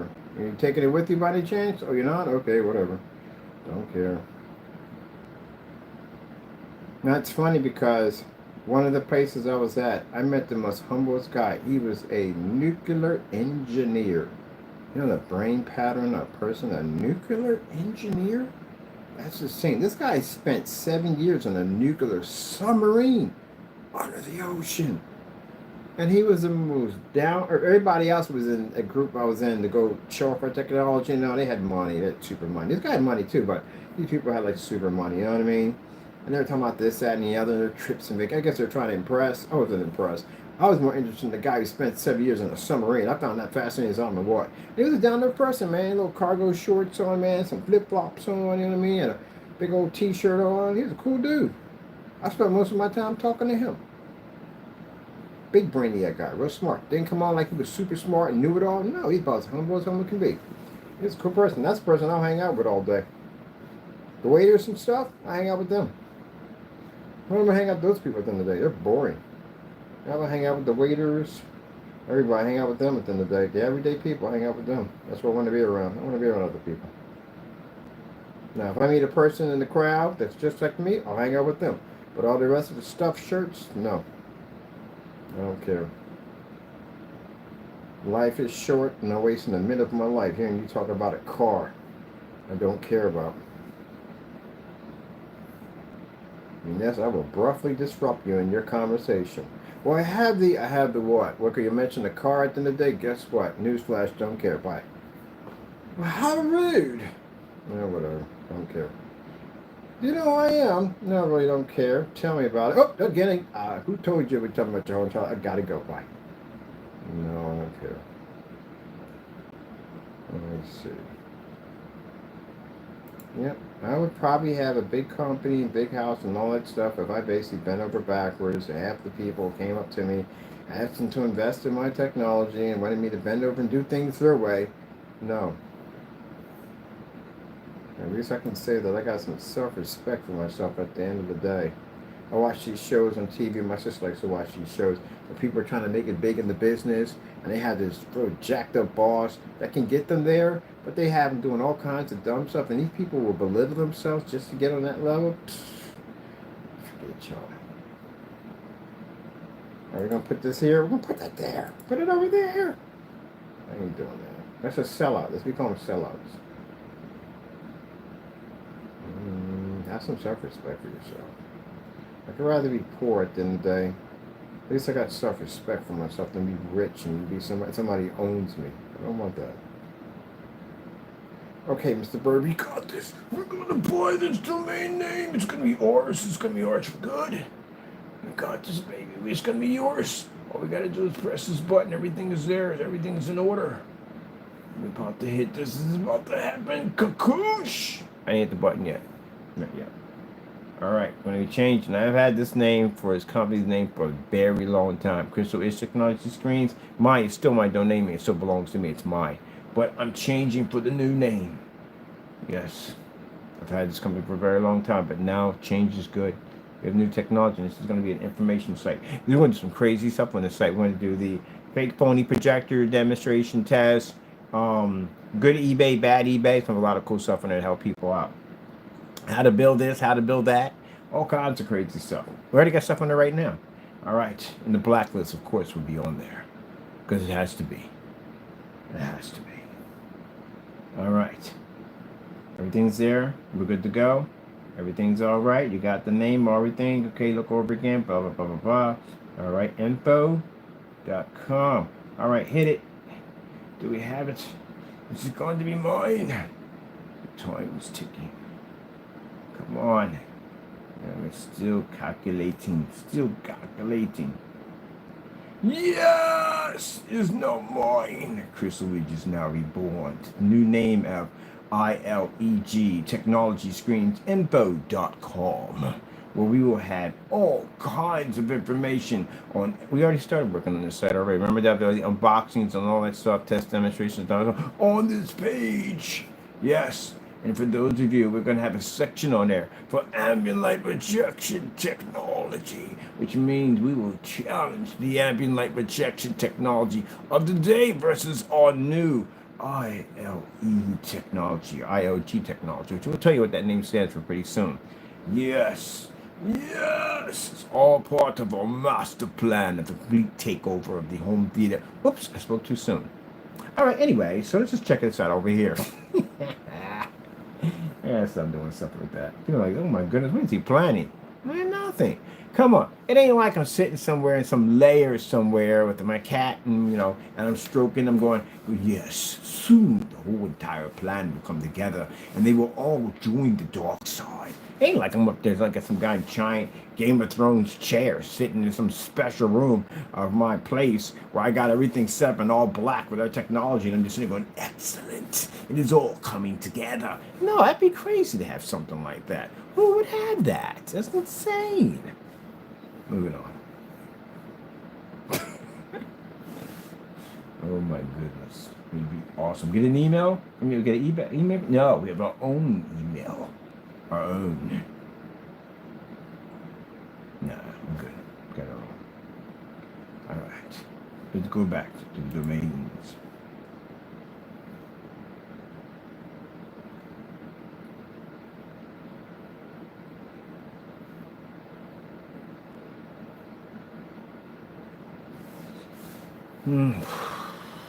Where's the domain management? Connect the domain. It's my way on the open highway. Hello,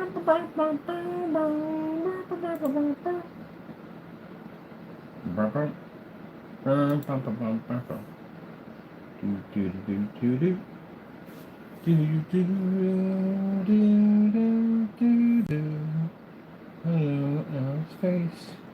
Hello, right.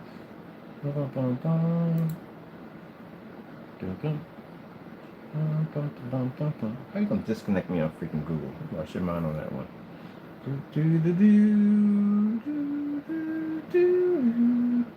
Alright, I need to go, where's it? Domains. I need to put my other domain. I need to reassign the domains. Let me get this done.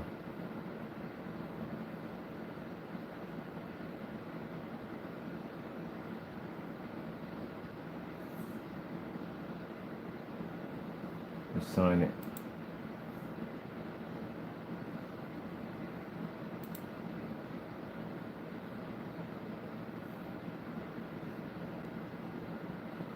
Let me see.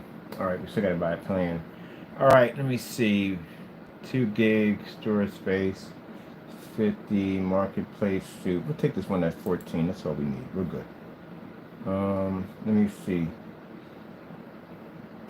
Man.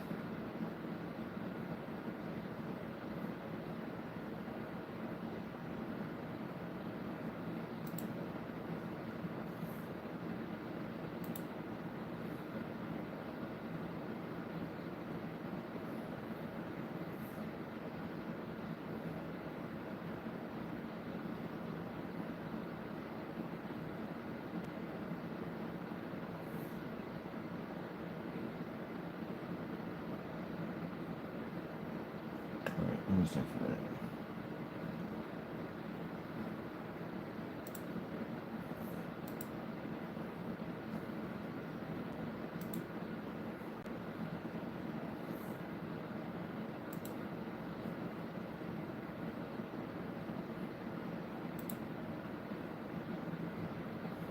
Alright, that's better for me. I'll take that. Because I'm not even going to plan. I'm not selling on that site. Let me see. Did we just put a card in here a few minutes ago? Yeah, we did. We just put one in here.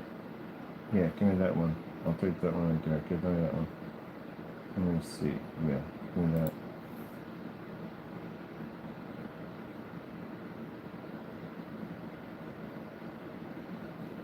Yeah, Connect my domain name. All right, there we go. Giddy up. Our site's back online. It's no longer Crystal Ridge anymore. We just changed it just a few minutes ago. So now it has a new site name on it.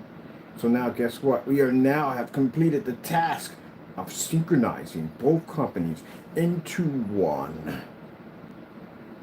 That's stage one. All new technology now that's being engineered for the new company. Yes, we are almost there, and we have the investors ready to go to lock in place for whatever we need. Because that's what investors do. They invest a ton of money, like millions of dollars into our company. So basically, they expect to get a lot of money out. And that's the thing about it. They're expecting for our technology does well. It does extremely well. You know why? Because I got a track record of my stuff selling online to show that it makes money. There you go. Because we've been doing it for years. 14 years of massive sales on our technology shows that they will get their money back and more. See, there you go. So with these investors, we can collect millions of dollars. I can literally become a millionaire overnight. The big picture. That's why I told you, we're always working on that next level. Gotta watch us. And that means that gives me clout. Tons of clout, breaching room, attorneys, anything I need at the end of the day. Even the ability to reach out and get some people at the end of the day have been doing things you shouldn't have been doing. That's why I've been warning you at the end of the day, you might want to back it down. As investors do, they pump millions of dollars into our business. That gives us the power for legal. We can get lawyers, anything we want, we can get it done. And in return, they get a piece of this technology. In order to show that a company had value, we had to beat every single screen out there. Not just to show on YouTube at the end of the day that our product is more superior, to get ready for the next level of investors. Yeah, there you go. See, got the big picture now? Yeah, I'm going corporate. Yep. Now we have both sites. Can't stop God's destiny. Can't stop. God gives you and tells you this is what you're going to be doing. This is what you're going to do, and nothing will stand in its path.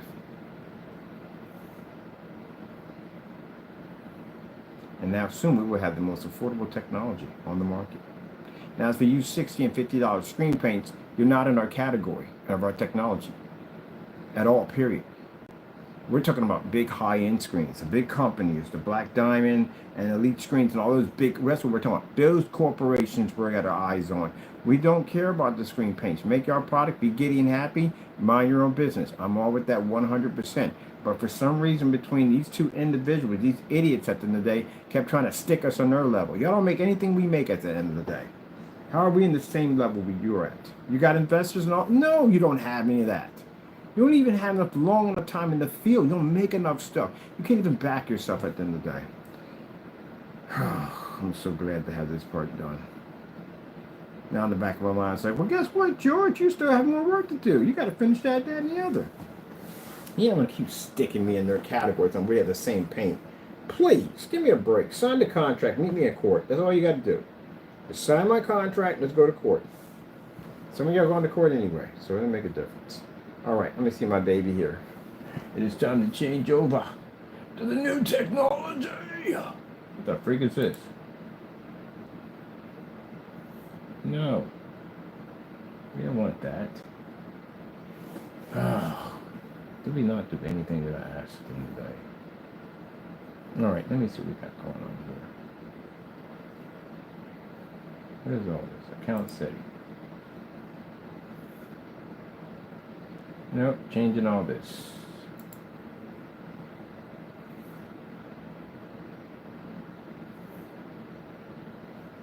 Definitely changing this. Give me under, not that one. Where's the other one? The technology screens. Is that it? This is the thing. This. I'll take that one for a picture. Company's name.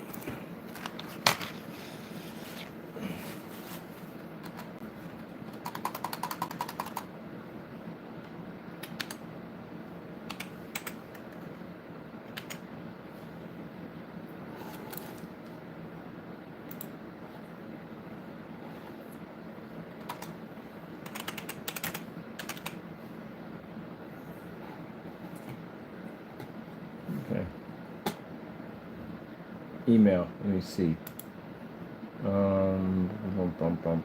Sites. Change that.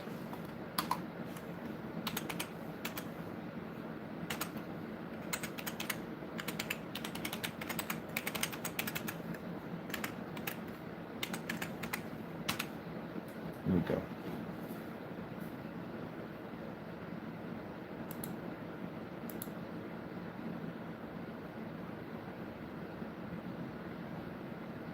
You disconnected. What do you mean? All right, let's go and see where we're going on. We're not domain. We're connected. Let's see. Name my domain name. All right, let me see.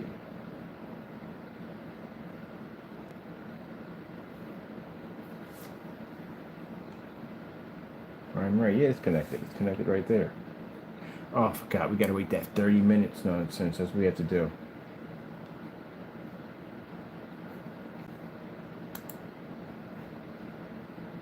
All right, that changed. Everything else changed over. Okay.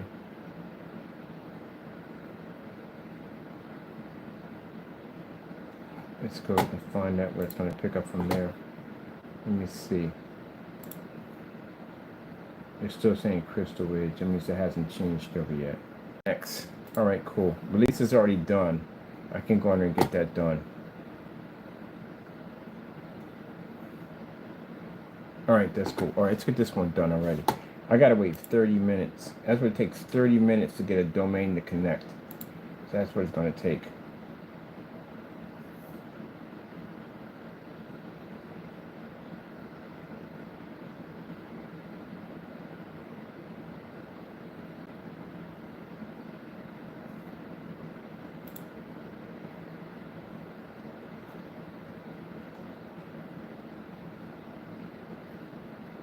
Okay, cool. We can wait on that. Let me get this done right now. I was going to alter and change everything on the site. Get that done. Give me this. Any labels for this thing? Then we have done here. Get this done. So at least we got that finished and out of the way. We got them both synced now. Both the sites are synced. I'll go in and do the light makeup work on it. Pretty much change out pictures. Also that blah blah blah. You know, usual stuff. Get it all linked in like the other site's already done. That shouldn't take me much. Make sure to take some time off and do something else. I'm gonna go nuts. I lose my mind over there. I got the PlayStation over there linked up already. If I jump on, I can just game off for that for a little bit. All right, let's get this finished and done over here. And then we got to change out because again, the 1 gallons, we're going to be doing those for invoice orders, but we're going to do everything back to 50 ounces, which is much better. All right, where are you at? So we can get this finished and done. I got to get this one done. Get these things taped up, get them boxed, get them locked in, get them ready to go. They'll be going out tomorrow. Goodbye, human race.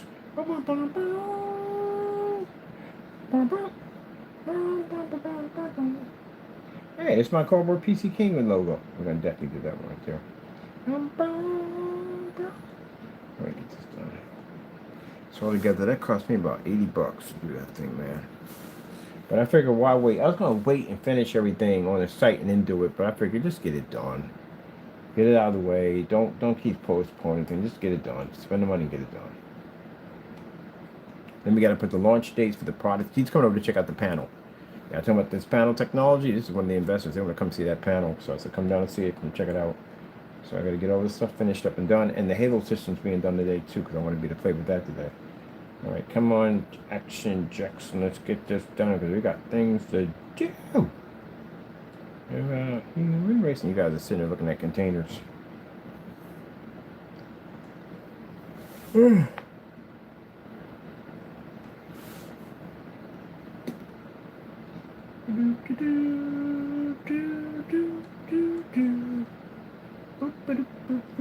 looking for the, oh, it should be up here. Why is it down all the way down here? I know it's got to be up here somewhere. There's no way in the world that label. We keep losing this label. Don't I have this thing somewhere on here? I know we have this thing on here somewhere.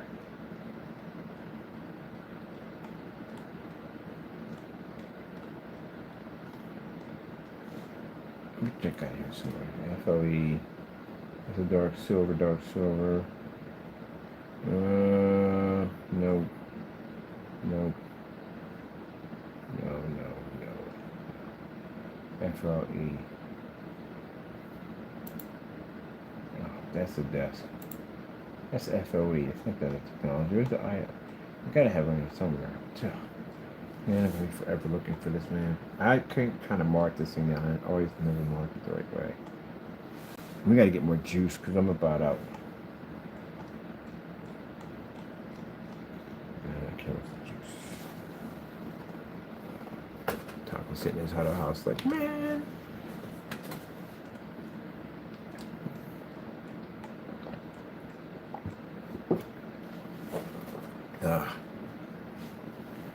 Juice.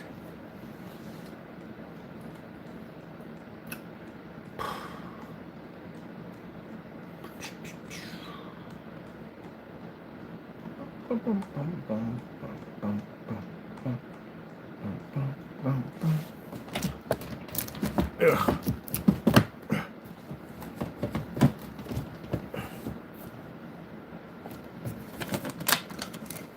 Ah, found it. I was looking for this. I was still trying to figure out. I lost that one thing. I found it. Finally found it. Everybody was compatibility. Excuse me.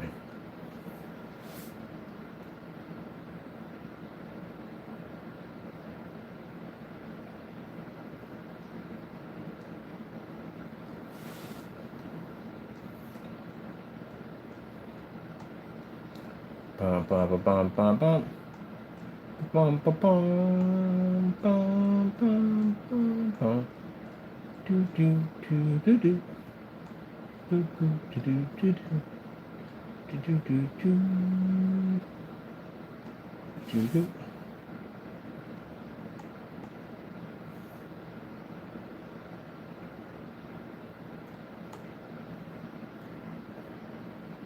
I'm gonna get back to working on my PCs. So to get this done. Yes, it's me right now about to go work on the computer. I'm listening to music. I'm not streaming any of that. Put some music on and try to get through that as fast as I possibly can. It's just so much I gotta change on that page now. Oh, we're supposed to make, oh yeah, we're supposed to design the screen print. I need this, Poseidon? Yes, I knew the one of the screens we're working on.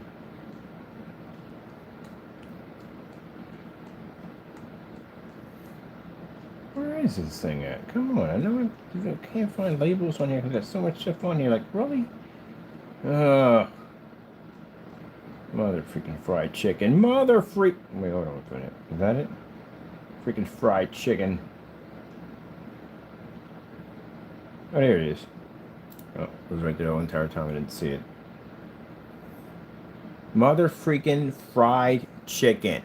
I told you I had a really bad cursing problem. And so I basically just took it out for other stuff. So basically, yeah, if I'm in the room like, mother freaking fried chicken! What the heck? And it's funny because people laugh about it, you know what I mean? Mother freaking fried chicken.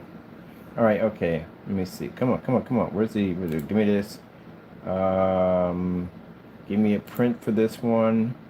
Give me this one. Give me that one. Hey, is that going the way it's supposed to go? It's supposed to go here. Here, clickety click. There you go. Clickety clickety clackety clack. Give me that right there. And then give me that. Kaboom! We got enough for this printout? Oh, we did only.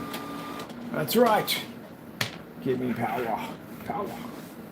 All right, where's that whatchamacallit? I got scissors down here somewhere, right? Don't we? You got scissors on the table. We got tape, so we should be good to go. Get my Crocs.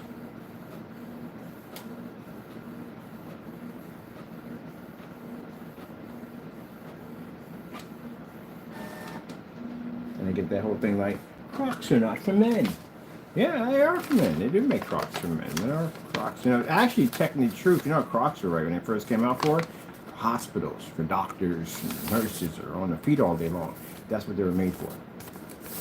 And then became a fashion. Like lugs. Lugs used to be sold at Sears.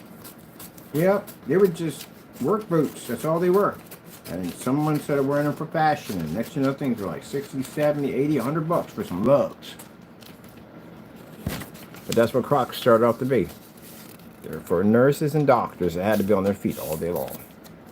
And somebody said, hey, you look great. Wear these and start rocking them. And somebody liked them. And next thing you know, everybody just started rocking them.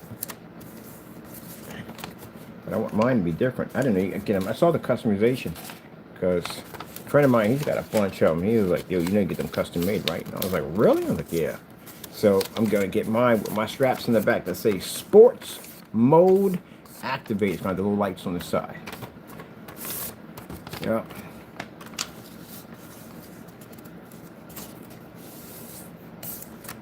It's going to be my new chill look this year. My chill look. What are you doing? I'm just chilling. My chill look. If I get Crocs for cats, and they make Crocs for cat, but he'll never wear it. He'll claw me up. Nope. I don't understand how people, I see them on freaking Facebook, and they be holding their cats all gentle. You know, they be, cats walk up and they'll cuddle with them. Like, what kind of freaking cat you got? I think mine doesn't do that. My cat would jack you up. Like, they would jack you up. And I love him, he is. But he's kind of like, I like him, he's kind of like me. He's got my personality. Because there are days where I can be around people, and days I don't want to be around anybody at all, period. Just leave me the freak alone. He's like that. That's how it is. He'll come over to you, and he'll put his paw up on you and look at you like, hey, like, going to pick you up, put you on that. He'll get right off. He'll bite you, and then he'll get right off. That's what I like about him. He's just like me. Now, other people, kids and stuff, he's good with kids and stuff. The ladies, he likes ladies. You know, the women come in, he flirts and all that stuff. Guys will run from him to a certain degree, but he may come out. I had my landlord kind of, he liked him. Two of my landlords he liked. He liked the maintenance guy too. He was pretty cool with him in the other place. Well, usually most of the people, he's just going to bite you. That's all to it. That's all. He's going to bite you. But yeah, he's like that. I saw this this little anime cartoon, and it's a perfect example. Where yeah, some cats that like to be cuddled, and then when the guy went near the other cat, the cat pulled out a switchblade like, oh, no. So you can't just pick him up anytime you want to. No, he will jack you up. He's like that. He's like that. He'll never jump on. If he jumps up on you and cuddles with you, it's extremely rare. And since I've had him, he only done that twice. Jumped in my lap twice. That's it. I got to pick him up. Got to give him the kisses. And then I kiss him, give him a couple kisses and stuff. He'll fight me a little bit, but I'll give him the kisses. Then I put him down. He'll attack my leg.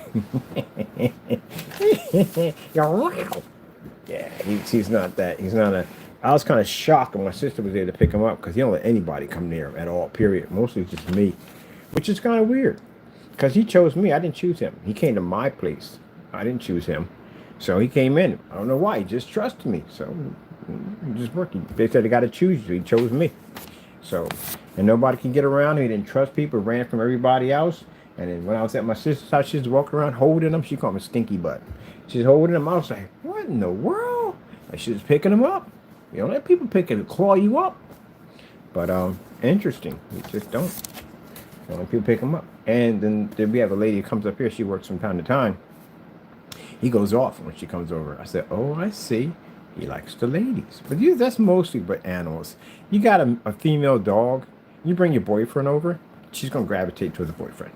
Unless she don't trust him, she's going to just jack him up. But other than that, she's going to gravitate towards the boyfriend. Yep. They like that. Yep. That's what usually happens. It's crazy. All right, lay back, bum bum bum, bum bum bum. This is the Black Star, our new quasar. No, I'm sorry. Here's the update for the quasar technology and everything. The ILEG Quantum Black Star. Look at it in all its glory. Soon, it will be on that giant screen over there. 12K of lighting. And it will pierce through all of it with no problem whatsoever. What you're looking at here, people, in this container is true power. I like to have fun. People get mad and be like, oh, you just go too far with this product. Whatever. You have a confidence level, you don't. And they were like, I challenge you. I challenge you. There is none to challenge us. All has been laid to waste. All has been laid to waste. We had some people surrender and run, some hid, and the rest of them will not acknowledge our existence. Those who speak of its name will find themselves in a courtroom with a bounty to pay if they cannot prove themselves worthy. and worthy you shall not be. Those who are able to obtain the technology will be blessed with all the glories of greatness that it provides, that other screens fall short to complete.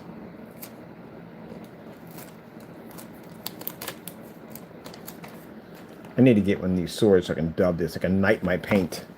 I shall knight my paint. Look at that, with the label of glory.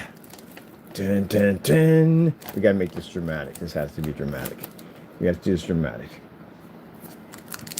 Like you ever watch Warhammer? The guy comes out of the prison and they basically put on his armor on him and he goes, "It's about time." Ceremony of the label. Pretty soon we're going to have our new labels on. Those are the ones that fit around. This is the ceremony of the label of true great technology. None dare challenge it. None dare face it. For it is unstoppable in all its power. Who dare challenge it? Who dare wakes it? Let's lay it to its rightful place. Dun, dun, dun, dun, dun, dun, dun. Dun, dun. My cat's over here watching me like, what is wrong with you? I don't know, it's some fun.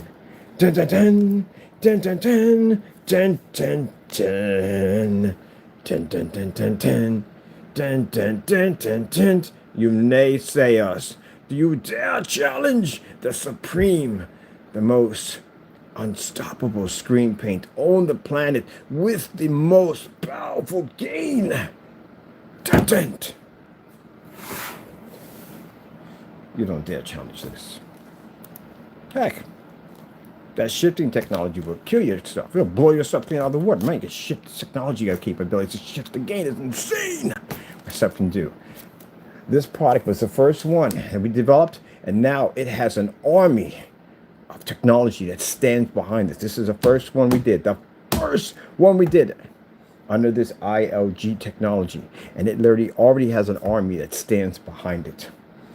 That means when you challenge this, you have to challenge them all. And AdTech is actually one of the superior ones that sit next to this technology. And you know what the AdTech does? Yes, part of our arsenal. Boom. Right there. No more trapped in the dark. Say goodbye to the dark. That's our slogan. No more expensive projectors. No more calibrating. No more overpriced screens. No more faded contrast levels. True 100% infinity contrast capabilities. This stuff is going to be the deal breaker. Yup. Customers can take it outside and their white screens will be converted into black masterpieces of beautiful art. Your colors will sing and dance across your screen. Your black levels will be endless and your projectors will be most affordable. Yeah. Wow. Yes. Trust me, I'm deeply seriously. You would paint this on your outdoor screen, you'll be the envy of your neighborhood. Let me tell you something. When I put that black screen in, one of the things I noticed when I was living in that neighborhood, that everybody's patio furniture was this way. The minute that black screen went in, they saw that Star Wars pop on that screen, everybody's seats shifted this way. I said, look at that. You notice that? Everybody's seats were there. So when we fired the screen, they could see it. All of them had white screens when I came in there. All of them. They had a white screen over here, a white screen over there. The guy was like, hey, buddy. How you doing? You know what you want to... Now, literally, he did talk that way. I'm not joking. He's a Black Carlton. Hey, buddy, how you doing? You know what you got to get yourself? You and your lady friend over there, you got to get yourself one of these white screens over here. Yeah, it's like movie night out here. It's absolutely fantastic, you know? Got to do something with your yard in here, you know? Got to get something in here, get a nice little movie screen there. Look absolutely fantastic. You're going to love it. He had no idea what a freak he was having a conversation with. I didn't say anything about it. Ain't none of their business. I was like, you know what? That is a great idea. I think I'm going to do that. And my girl started laughing a little bit because she knew what I do for a living. I said, yeah, I'm going to do that. I'm going to take your advice. I like that. Thank you so much. Yeah, they seen the screen come in. It was 180 inches. That's the first one. No, 150 was the first one that came in. So I stringed up the 150 inch. And the guy was like, wow, that's a big screen. That's going to look absolutely incredible. I said, yeah, but it ain't done yet. I'm gonna do something to it first before I can bring it out. So I bought this black screen that came out, and I got done painting the whole thing. And he says, hey, buddy, you got your screen around backwards. I said, no, it's good. It's good. Because remember, we prime them twice, so that way the stuff doesn't easier for us to paint the screen. So it looks like it's gray on the other side. And he goes, you got it around backwards. I'm like, no, it's good. It's good. It's good. It's good. That thing fired up. That Star Wars came out. Boom! He's like, oh, shoot. Yeah, they came outside and looked at that thing. Yeah, when that Star Wars is firing up, and I was playing the games out there on it, they was out there watching my screen. They was blown away by it. Never seen anything like it. I even had people from the golf course come over behind me behind the gate because I can't record them because I ain't got their consent. Looking at that screen. I had so many people in that backyard staring at the screen. It wasn't even funny. Never seen anything like it. Because they're used to all white screens. They never seen anything like that. Then I blocked the projector. You see the screen's black. Like, wow, what the freak is that? There you go. That's what I do. Then they saw the 180 come out. The Star Wars on a 180-inch screen. I had Cat in the Hat out there on 150-inch. I had 180 was the Star Wars. And then we put that 250-inch screen out there, and they watched that. We did the whole intro for freaking Pacific Rim and King Kong out there. Oh, yeah, definitely. Ain't nothing like watching Pacific Rim on a 250 inches. It is freaking mind-blowing. It is. You ever game on a 250-inch screen? I did. That's freaking insane. It is.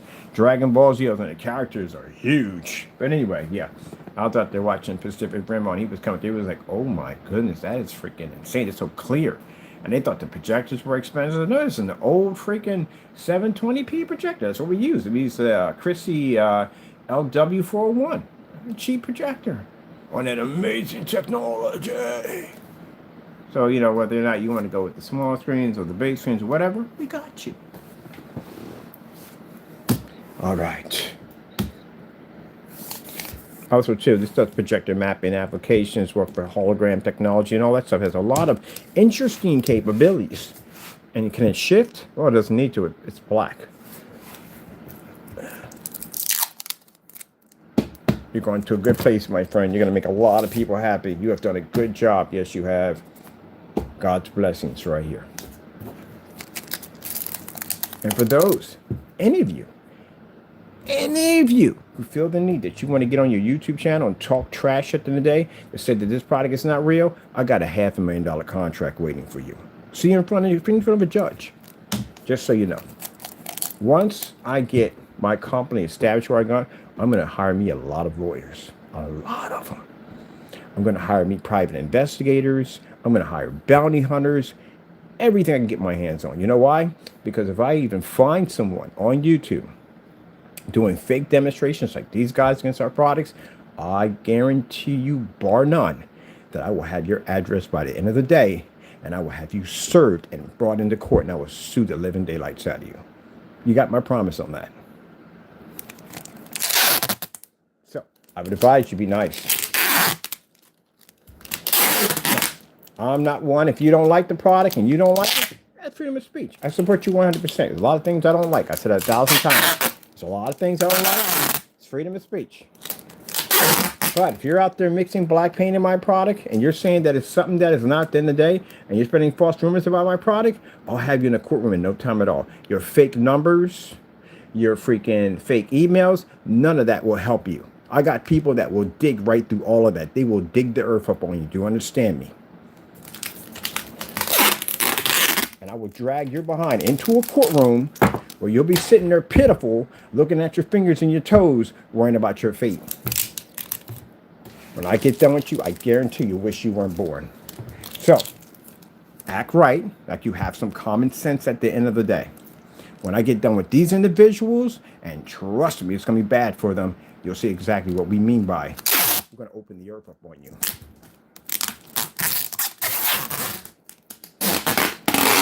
I got some people in mind that I want to put on my payroll, and these people are experts in this field of tracking down people. And that's what they're going to do.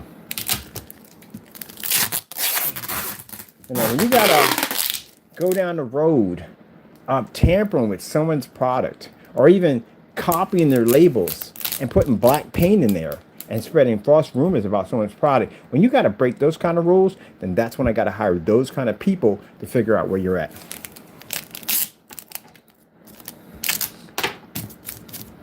As my company starts to grow, I'm bringing in my own private security crew too. Companies have to do that. The security crew is designed to track.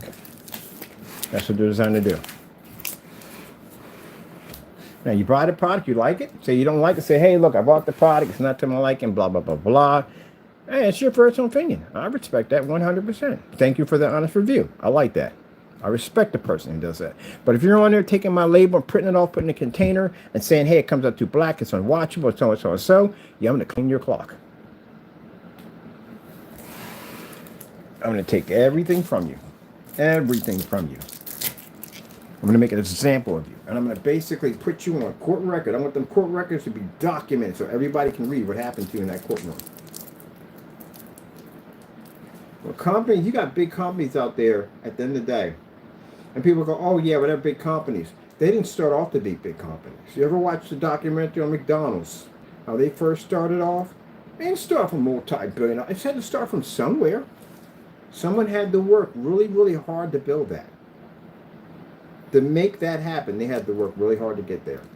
They had a dream and they brought it to life.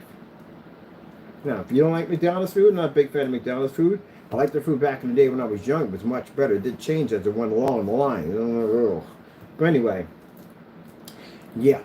But other than that, I would never say that their food was this, that, and the other, because that'd get me sued. I would never say it was this made out of this animal or that animal, because that's not true, because that'll get me sued.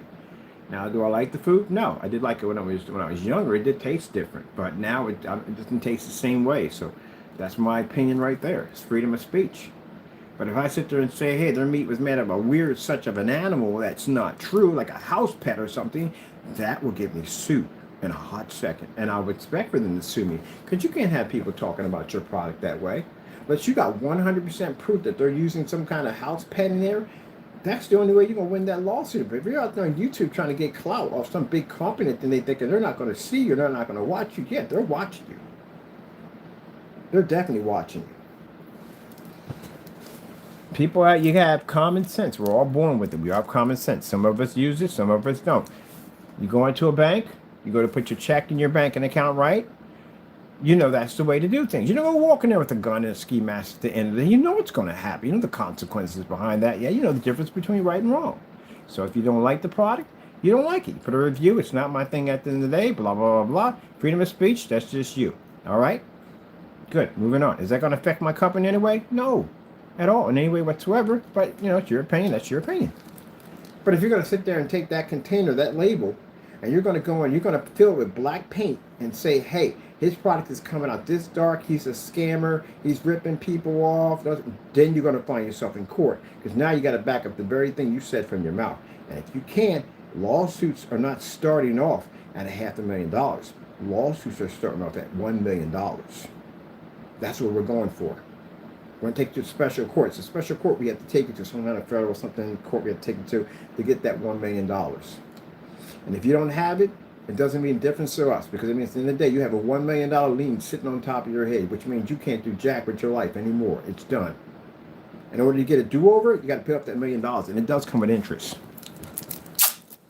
I would be nice enough to send you a cease and desist order. I will do that, because I do believe in giving people second chances, and that would be your second chance. You get a cease and desist order from the attorney, so send it over to you. All you have to do is basically acknowledge, which means you'd have to contact the law firm that's involved. Like he had to contact the law firm. They would advise you to send a letter to me stating that you are basically not going to do this, not going to do that anymore. So we have it all on record, and then we go from there. That means that we don't take you to court and sue you. You agreed to the understanding of what we gave to you. But if we send you out one of these things and you don't sign, do nothing, you continue to do it, we can take it to court. We'll win even faster, because we can say, hey, look, we sent them out a document like we did Fernando, and we told him to stay away from copyrights. Remember the letter went out, Mr. Fernando, when we sent you for the copyrights? Well, because we sent you that letter, it shows that you were warned ahead of time. So you're screwed from 6 ways, from this way and that way and whatever. But anyway, it basically gives us an easier way to sue you in court. Even though we're going to win either way, it just makes it better, even faster, because you were told this was going to happen, and you did it anyway, so it happened. Other than that, if you're basically out there doing something, I am nice enough to send you a cease and desist order to back it down, stop it, remove all videos. You get a certain amount of time to remove all the videos. Anything you did, make it disappear. If you don't, we come after you. Ugh. That's all.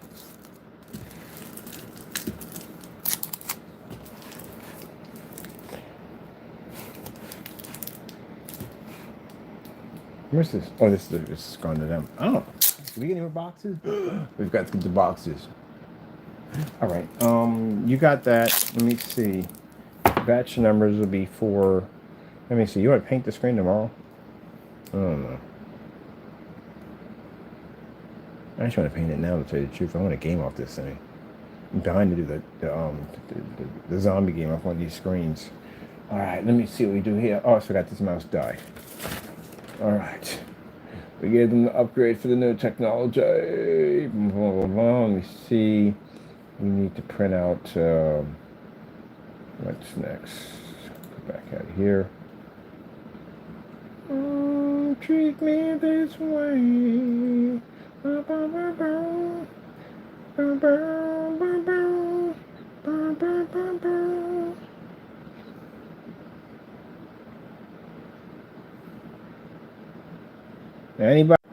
Anyone new who did this nonsense would be nice as a saying at a batch number. If we find out you have affiliations with the previous people that we basically sued, we're going to hit you without that freaking giving you an option to get out of it. We're definitely going to get you. So you know that. Find you in a comment section anywhere. We're going to hit you.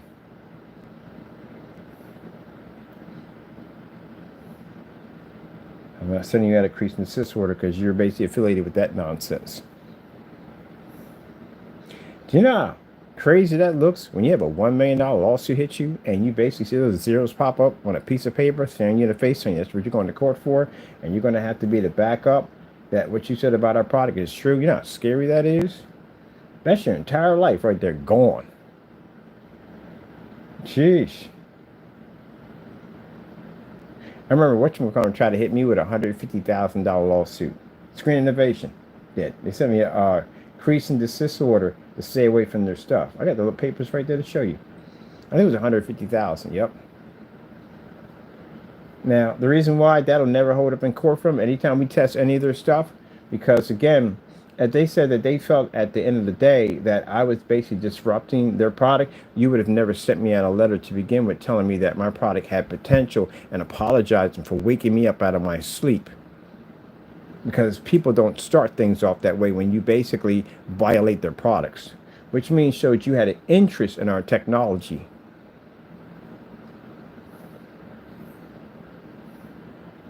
Right. Yes. Because who starts off with, hey, you know, you're doing all these demonstrations on our products, which we didn't do anything wrong, side-by-side demonstrations. Your product has potential. We would like to discuss who says that. If you're going about to sue somebody, I don't think I would have started off the conversation that way. I would have basically sent you in those letters right off the bat. So let's just say there were certain things that they wanted and certain things we did not. And we continue to do our demonstrations as we always did. Now they want to hit us with this little document now saying that we can't do certain things at the end of the day. It's bully tactics. That's what they used. Because I tested their stuff previously. They were bully tactics. Now at the time, like I said, I didn't know much about the business here. And I'm learning a little bit more here and there on that side of it all. And basically, I removed the stuff from the site. But I let them know at the end of the day. And I remember they had this attorney. I never forget this guy. He was contacting me, asking me what I was working on, stuff like that. Dumb stuff like that. So yeah, every technology we develop is designed to take their stuff out. Everything we engineer is designed to take their stuff out. I thought we engineered it that way. Go ahead. Get a diamond technology and put it against my screen and see what happens. That's for that new screen they got, that black one. Well, we can put that against an ad tech outside at 12 o'clock in the afternoon. Who do you think would survive it? We could do it at 5,200 lumens, 88,000 to pull. They wouldn't survive an ad tech. All right then. That makes me a dominant screen. Once you conquer the sun, you conquer everything.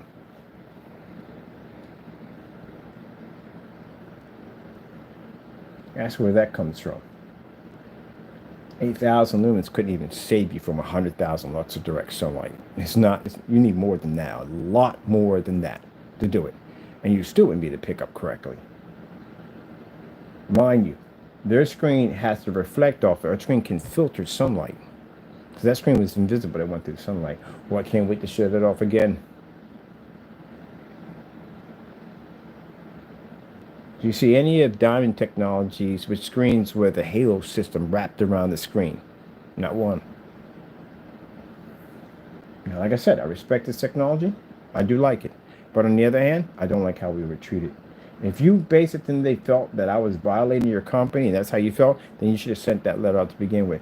Don't contact and call me and say, hey, look, you know, I'd like to discuss your product has potential and stuff like that. And the reason why I wasn't meant to be, because again, you know, I was not selling out my product. That's not going to happen. I'm not working with them. That's never going to happen. Not in a million trillion years would that ever happen. No. And how would that work anyway? I don't even know how that would even work. That's why I was talking to a friend of mine, like, how would that work? And if our technology is more advanced than theirs, how would that even work? Oh, you were supposed to make this, weren't you? I was, so I didn't get around to it.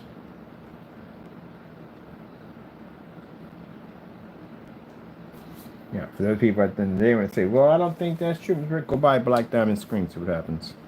Go buy anyone, I don't care which one you buy. Go buy one. And let's see.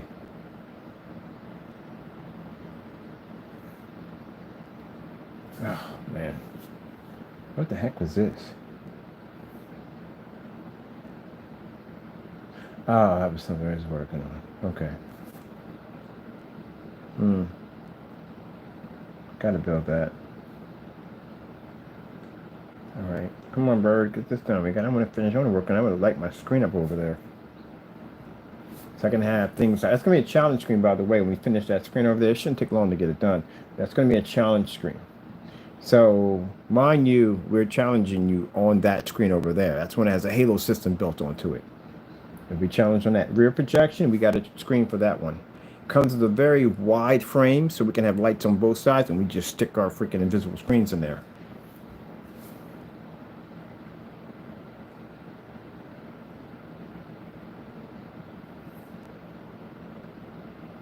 Halo screen is going to usher in our technology to its next level. Okay, where are these things at? I write stuff down. I could click in it. Why don't you just write up here batch numbers? Let me see. That'll work. Don't treat me this way. Oh, we got it right here. Kaboom, the batch number. Let's put it up. This would be the most interesting batch number of all time because the very screen paint that's being sent to you will be on my screen. Yes. Yes. Also to the owner's screen, too, on top of that.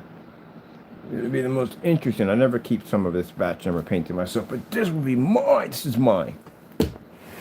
That's mine right there. It's all for me to build to my screen with. That's what it's for. And mind you, my projectors are crappy. My projectors are low-end projectors, and they're low-end. And we'll still get this power to work. Also, I got to paint the back of that, too, with it, too. Oh, wait, we got to paint that white. We got to paint the sample surface with that. All right. So I'm going to put that in there, because that's going to be a screen made to bake screens. It's like the easy bake oven of projector screen setups. You put your screen in there, and it's going to be coated with all white. All white in there. We coat it all white, nice and bright. Put those lights in there and we just stick your screen in there.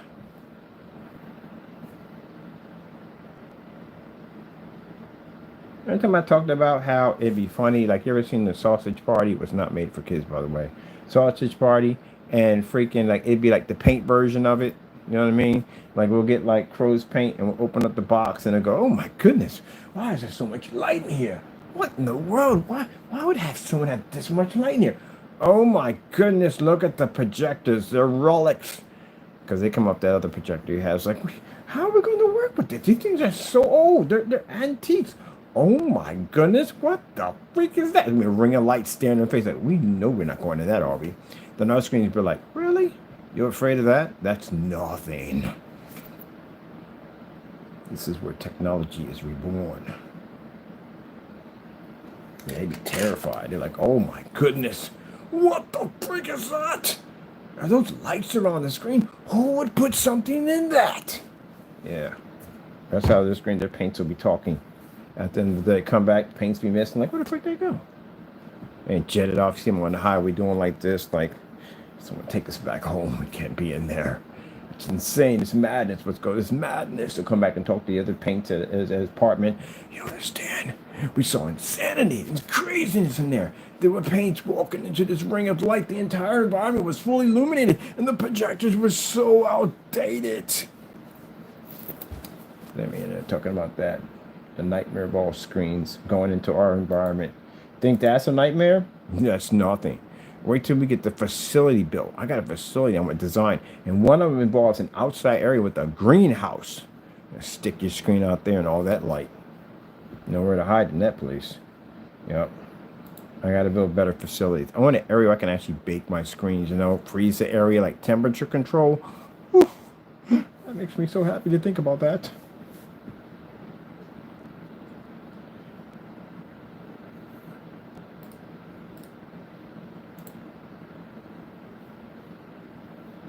I know that guy so badly wants to contact our 800 number and rant. That number's not in service anymore. We don't even use that number anymore. We've got new numbers. They go on my business cards, my titanium business card. One of them has it, and the other one. So, you know, my customers out here can reach me. Online, we have basically our text messaging. Not text messaging. We have the emails, but the emails all go to the security unit that we actually paid and hired to basically scan our emails. And yeah, they will track your whereabouts in there, because they work for big companies like Verizon and AT&T, companies like that. When people you call them and you want to carry on or harass one of those companies, yeah, you're gonna find out. You're gonna have some FBI agents or somebody, some security firm, somebody's gonna be on your front porch. So yeah, you can't do that. All that nonsense they like to do? No. We had to go to a special agency. You know who helped us get in there? You guys did. Because we took down all the phone numbers and stuff and messages we were getting to show that we were being harassed on that level to be eligible for that program. Thank you so much. I wonder if I can give them that stuff now. They can trade some stuff for us. I'm getting nervous. All right, come on, let's get this. I need to get this done. All right, are we taking this out? Do we have one? Do we have one of these already have ooh, look at these right here. I think I'm gonna use these. I'm changing my batch numbers out, my labels out. I like this one right here. Oh, no. Give me this. I want this. I want these instead. All right, I'm taking these. I like this one. Change your batch numbers out. I want something different. Don't treat me this way. Listen to the 70s music is the bomb, I'm telling you. All right, let's hook this up, people. I'm taking that right there. I want a nice little gold around this right here. Let's put this right here. I'm going to gold seal around this. Excuse me. Sorry about that. I didn't mean to cough in your ear. Especially those of you wearing headsets right now. I keep forgetting people wear headsets when they're online. My bad if I'm screaming on camera sometimes. Yeah, I keep forgetting. You guys wear headsets from time to time. My bad.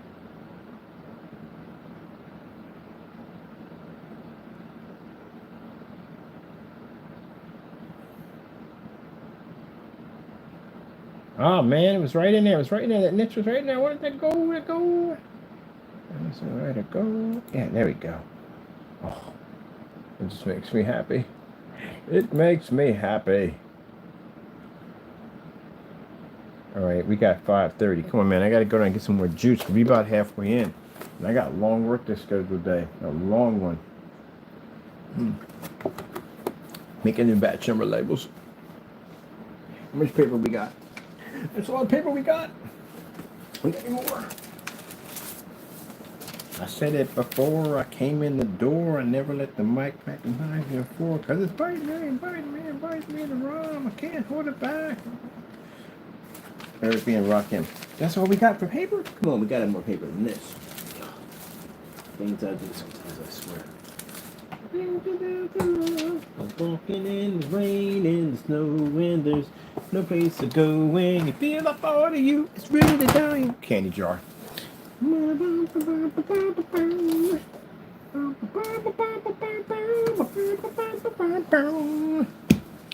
me paper. Over here, people. Over here. Oh,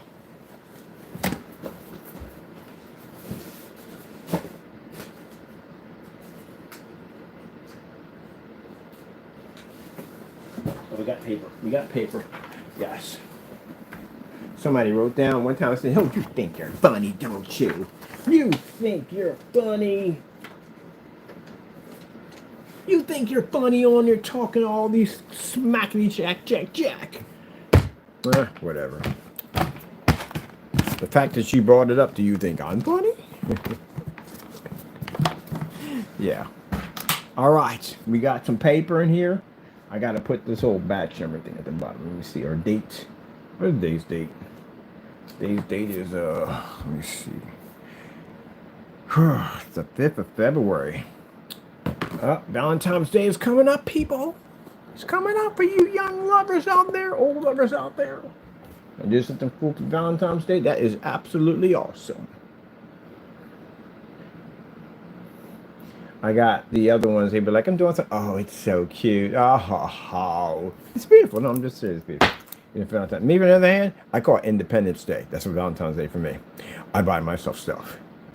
Actually, I've been looking at this video game for a bit. I'm definitely going to go pick it up. It's a bit pricey, but I definitely do want it. I think I deserve it. I think I deserve it. Don't you think? I think I do. But anyway, so yeah, it's a sweet day. It really is. It's a beautiful day.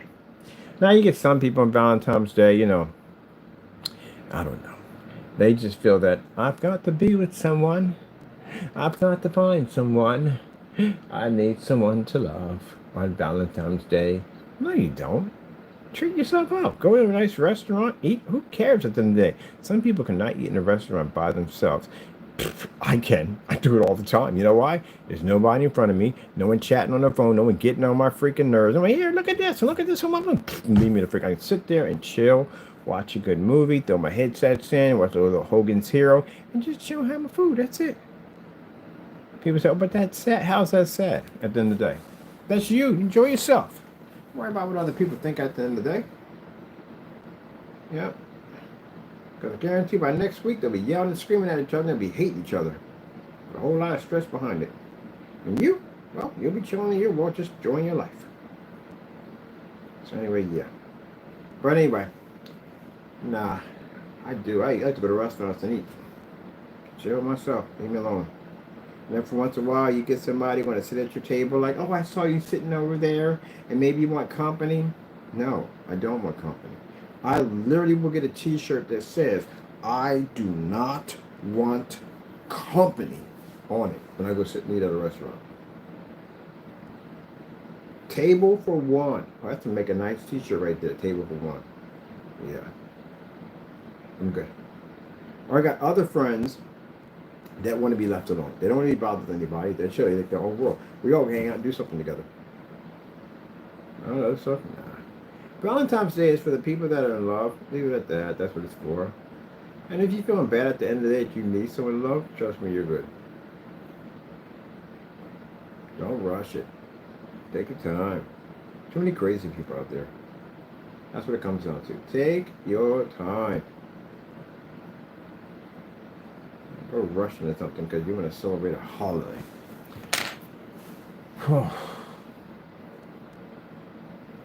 I got people who wanted to get married, have kids, and they got some of these people are lawyers and doctors and stuff like that. They have really good careers and they figure they get this career and settle down and get a family and stuff like that. But you know, after you've been on a date in a few minutes and you meet and you find out that people are actually crazy or lunatics or whatever you want to call them, they just get to a point they just want to be left alone.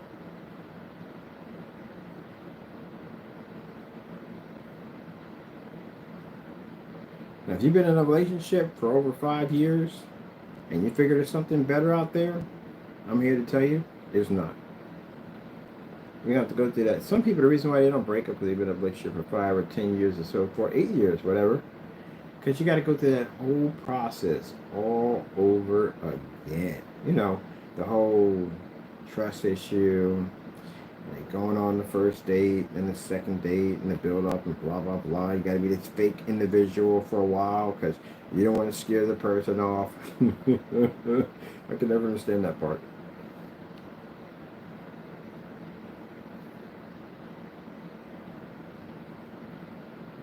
Never can get that. If a woman burps in front of me on a dinner date, you think that bothers me? No. Same reaction. People do it all the time. What do I care? Being normal. I'd rather a person be normal and upfront than be fake in the process. You're human. That's what it is. At least it shows at the end of the day you're human. Alright. I'm over here basically trying to take my time to get this label done. I can't be more late. Please. Come on.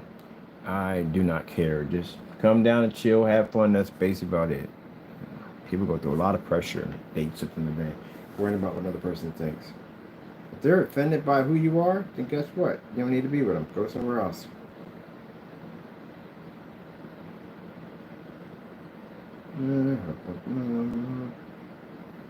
But the people have been married forever, I find them interesting. I do. I really do. I find them interesting. I'm like, wow, like, how did you guys get it to work? What connects? So and so. Everybody has their own remedy. I mean, of course, you're going to have arguments and fights and all at the end of the day. But nothing where it's going to separate. No deal breakers at the end of the day. But it's kind of cool. See, two people that can live together for that long. That's pretty interesting. People in my family's been together forever since high school. And they're in their 50s and 60s, man. And they've been together forever. Ever. And I think it's cool. I'm like, wow. Like, how? Like, you guys get arguments and stuff. How does it work? You know? It's kind of cool. Now, am I interested in that? No, I'm good. No. I like my life the way it is. I like to be alone. That's what I like. I did it already. I did it. At least I did. I can say I did do it already. I did a 5-year relationship. And 2 years of that was great. The rest of it was freaking a nightmare. How's that? Yeah. And you really get to know people at the end of the day. I'm good. I never want to do that again. As long as I freaking live. The fact that I can sit here and just chill and never have anyone to bother me or get the freak on my nerves and I can do whatever the freak I want to do, I'm staying here. I'm happy with it. I'm never doing that again. Ever. As long as I live. Never, ever, ever again. I like my life the way it is. Cool.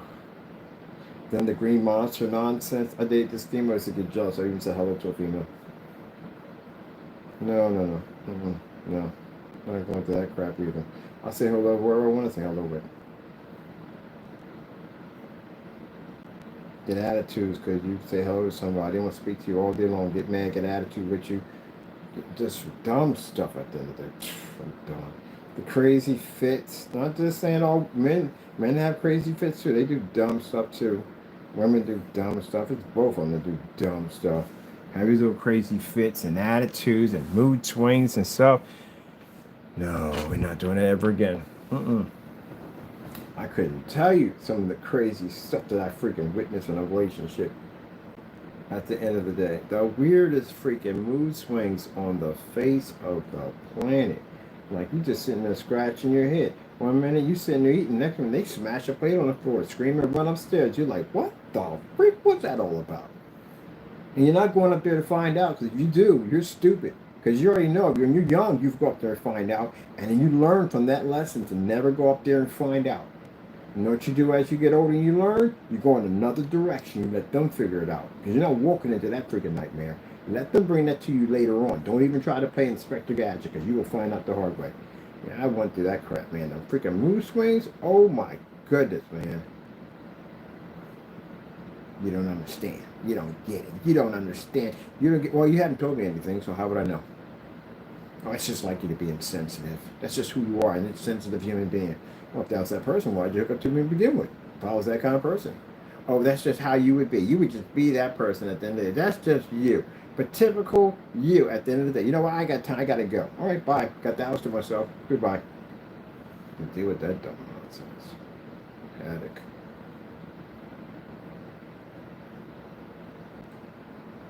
The trade-off. That's what it comes down to. As you get older and you've been through enough relationships, it gets down to the trade-off. How much of that is worth your time of headache. Male or female, it's the same thing. How much of it? You're seeing a person, before you're young, you see a beautiful person over there, you want to talk to them, get a relationship and stuff like that, blah, blah, blah, blah. Got to work hard relationship. But then after you go through enough of that freaking grinder nonsense, you start realizing that how much of this is worth it. Like, how much of my peace of mind am I willing to sacrifice for that over there? That's why when I see in the comment section, I see beautiful women in the comment section, you will literally see at the bottom was, yeah, that's an easy way to lose everything you have. Either way, both parties the same way. Some men look at that and all they see is basically divorce court and half of my stuff. That's what they'll see. Those are people who've been through some bad stuff.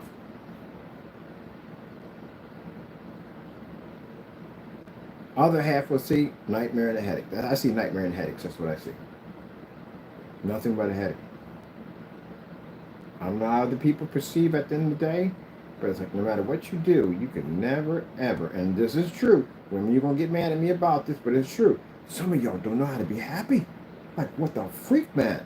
Like, whatever you try, you could bring them the world on the lasso, and they will still find some way to figure out how to mess that up. I lie to you not. You think I'm joking? You think I'm joking about that? I have this conversation with women all the time. Someone will agree with me that they can be temperamental and moody. Okay, I can deal with that. At least you're being honest. But you're never satisfied. It is virtually impossible. I love my mother to death. I do. But my mother can drive someone crazy. She's a beautiful woman. I love her. But she had ways about her. She can't be satisfied. There's always something there. I watched that in the 5 years of my relationship that I spent most of my time trying to please someone and make them happy. And I realized that no matter what I do, there's no way in the world I can fix whatever happens and whatever. I just learned to basically just stick low under cover and just stay in my area. That's it. There's no way possible in the world. Now, some women say they're happy and there's the way they don't complain as much and whatever. Some people don't at all. They just go with it. But it just seems that way. And if you sit there and say that I'm a liar at the end of the day, talk about Adam and Eve. Because I talk about this all the time. What did God ask Adam and Eve? What did he ask Eve not to do? You can have everything you want. There's no disease. There's no destruction. There's no death. There's no wanting for money. There's no poor. There's nothing. It's perfect paradise. And all I ask you to do is don't eat from a certain tree. Who ate from the tree first? I rest my case. There you go. Can't be satisfied, ever. You got perfect paradise. Everything. Everything. Everything. And you would just ask one thing. Do not eat from the tree of knowledge. It wasn't enough for you to have everything. You had to eat from the tree. Then you coach Adam because he was in love and he ate from the tree and he cursed himself too. And the snake turned around, he cursed himself. So when I talk to a woman, we had this little argument at the end of the day when I can't be satisfied. Like, oh, you don't know what you're talking about? All right, talk about biblical. What happened? God had everything. Everything. Both of us, we had everything. Anything we wanted, we had it. You ate from the tree first. But Adam ate from the tree first? No, Eve ate from it. All right then.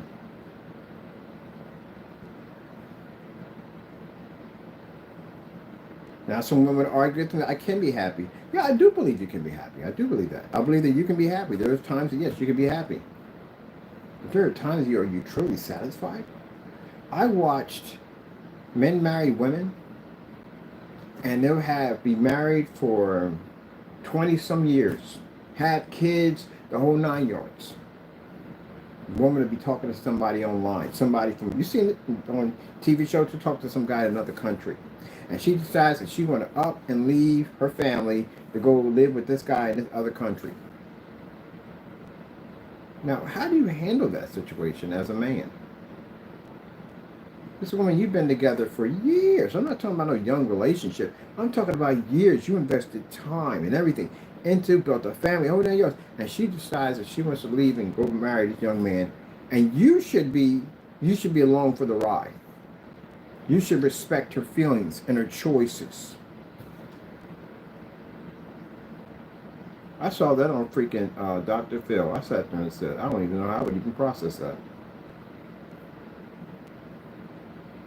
And if things don't work out, I saw one, if things don't work out, I can always go back.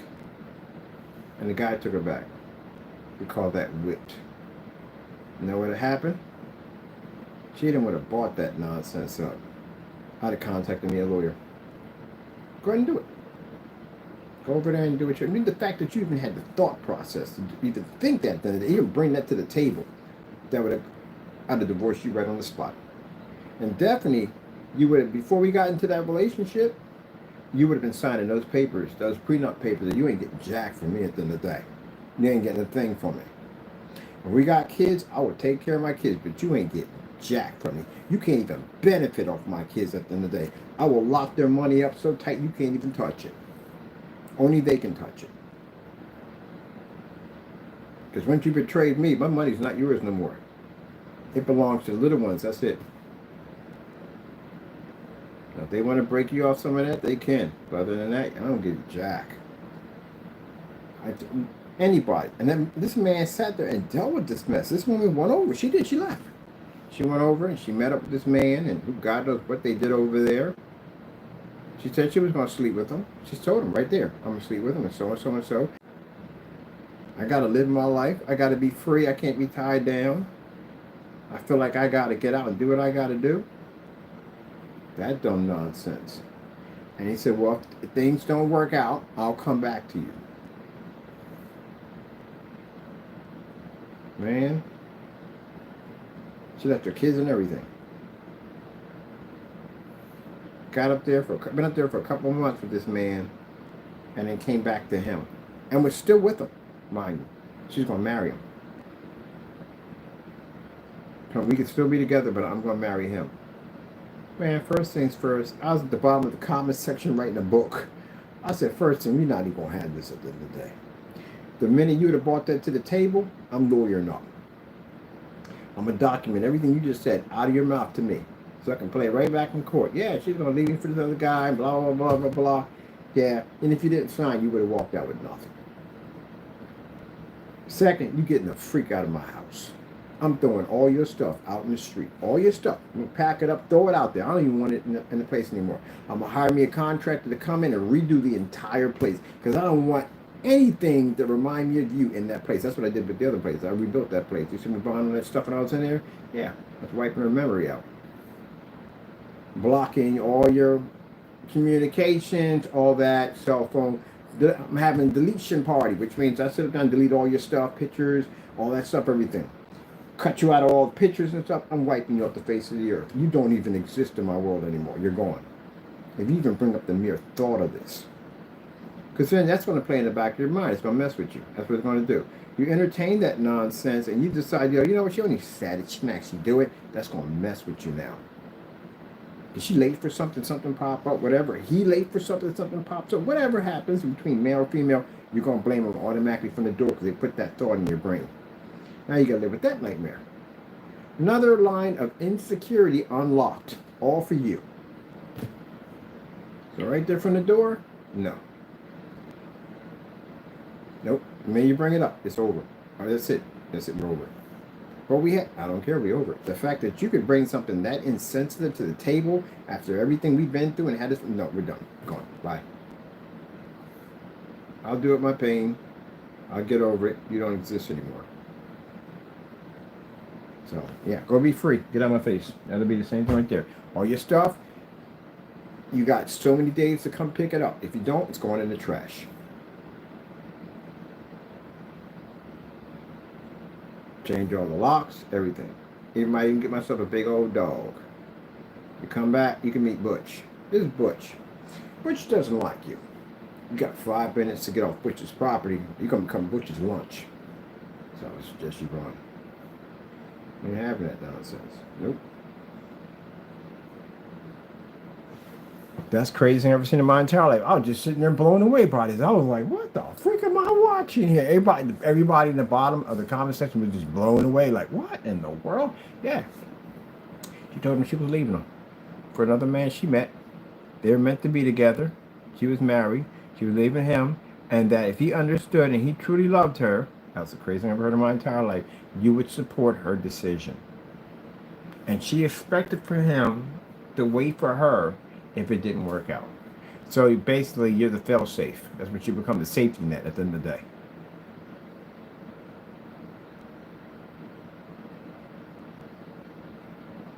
I'm like, what in the world? And he did. He waited for her too. He took her back. Well, I put a lot of time in this relationship, and I know it was just temporary, and I know she truly loved me at the end. I'm like, oh my goodness, you could not be my friend. You really couldn't. I couldn't stomach being around you. I couldn't. You have no backbone. I couldn't be around you. If you literally came up and said that at the end of the day, and we was driving, I would kick you out of my car while we were still moving. Yep, might have back up on you, just in case. But yeah, I couldn't be around you. I don't have no. I gotta respect the people I gotta be around. I can't be around somebody like that. If a woman got a man and he's beating on her, and she says, "Okay, I left him, but I brought him back into I'm done. I can't be around you. I gotta cut you off. Can't deal with that. I can't have weak people around me. I can't deal with it. Nope. I could never understand that. How you gonna let somebody hit on you? People's like, oh, but I can't go nowhere. You can't go to other places. You can get away from that crazy nonsense. You don't got to put up with that bull crap at the end of the day. You freaking leave. I can change him. He gets angry. I make him upset. Man, it's you making up excuses at the end of the day. He hasn't bumped into the right woman yet. He get the right woman, he'll mess around and get a fork in his neck. That's what'll happen. Get the right one. Because some of these women out here won't tolerate that nonsense. You end up in the hospital, morgue, even worse in the morgue. Or even worse, she got brothers and you in a lot of trouble then. But yeah, I've seen that crap, man. Women go right back to him, right back to him. I never can understand that crap. I'm looking like, that's why some people tell you that, you see people like your friends and stuff get into that kind of abusive relationship, that the best thing to do is don't get involved. You can basically try to get the police involved. Yes, don't get physically involved in it, because you knock this guy out or hurt him, whatever, she might poke you. That's happened before. People have gotten stabbed by the other person. They never thought it was coming because you beating them up for something he did to her, or even worse, they get back together. How awkward is that crap going to be now? I'm not deleting this video. I'm definitely going to keep this video up. This is an interesting one. Yeah, how crazy is that at the end of the day? They get right back together. So how is that going to be now? You just beat the stuffing out of this guy. You think you guys are going to be friends after that? No, you guys are not going to be friends. You beat the crap out of this guy. He's going to be terrified of you now.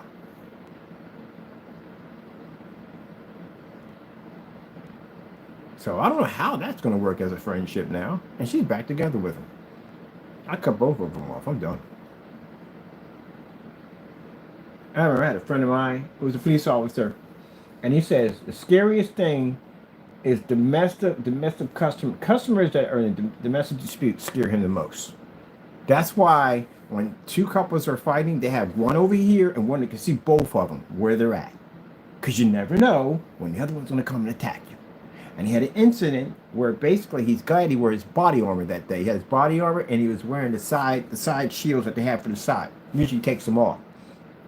It's kind of hot with the armor on, but he put them on. And there was a domestic beat that went to the city, and he went there, and the guy was beating on the woman while they was driving up. So guess what they did? They laid into him. They whipped his behind out there. And while they was whipping his behind, because he was fighting them, you give him fighting, they're going to use excessive force. I mean, come on, man. You're already beating on a woman outside, and then you're fighting the officers. Yeah, they're going to kick the crap out of you. So yeah, they're basically, cleaning his clock. So she came out there, and she stabbed one of the officers. Good thing he had that armor on, because if he didn't, he would have been in a lot of trouble. And it just happened to not go between those plates. So yeah, see? And just out of nowhere, so he says that's why he doesn't trust him, because you never know. If she came out there with anything else, he'd have been in some trouble. But yeah, because you don't know. That's why when they fight, keep them both. You can see both at the same time, because you never know when the other one's going to pull up. And it's crazy. Yeah, I went through it already. I had this nonsense. That was the one where the guy got nasty with my mom. That was a different story. He deserved to get behind kicked by my brother. But yeah, we had this one woman who was being beaten on. This guy was beating on her. And she kept going back to him. They put her in these little homes and stuff in place for women that are abused. And she kept going back to him, kept going back to him. And then one day, he was on her, hitting on her, because we came down there a couple of times.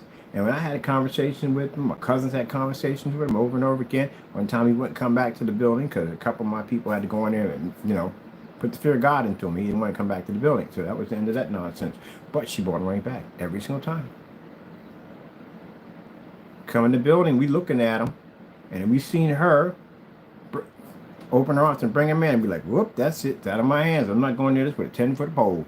And then one day, social worker came in for the kids and saw him beating on her, witnessed the whole thing, and gave her an ultimatum. She said, look, kids can't be going through this mess. So we'll take your kids today from you. She loved her kids. We'll take your kids today from you. You gotta make a choice.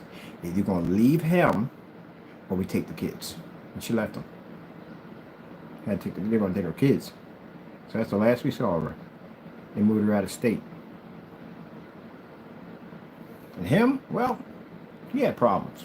He had a twin who looked exactly like him. That's interesting too about this whole story too. It's an interesting story. He had a twin that looked exactly like him. It's kind of like, it's weird how people's lives kind of pan out. And I heard this backstory about him, and he had a twin. There was another sister. There's three of them, where they lived down south, and their mother went to the gas station. They weren't really well off, and they went to the gas station. The mother did a scratch off, and she went $60,000, and she left. She left her kids behind, and a house to defend for themselves, and they were very young. And they ended up being picked up, child services, and they were able to stay together in the foster care and all that. And that's what they went through. Imagine that. Mother went 60 grand and she just never come back. That's what happened to them. So they were all messed up. He felt kind of bad for them that he went through all that. Imagine that. They spent months in that house before someone came in and figured out they were in there by themselves.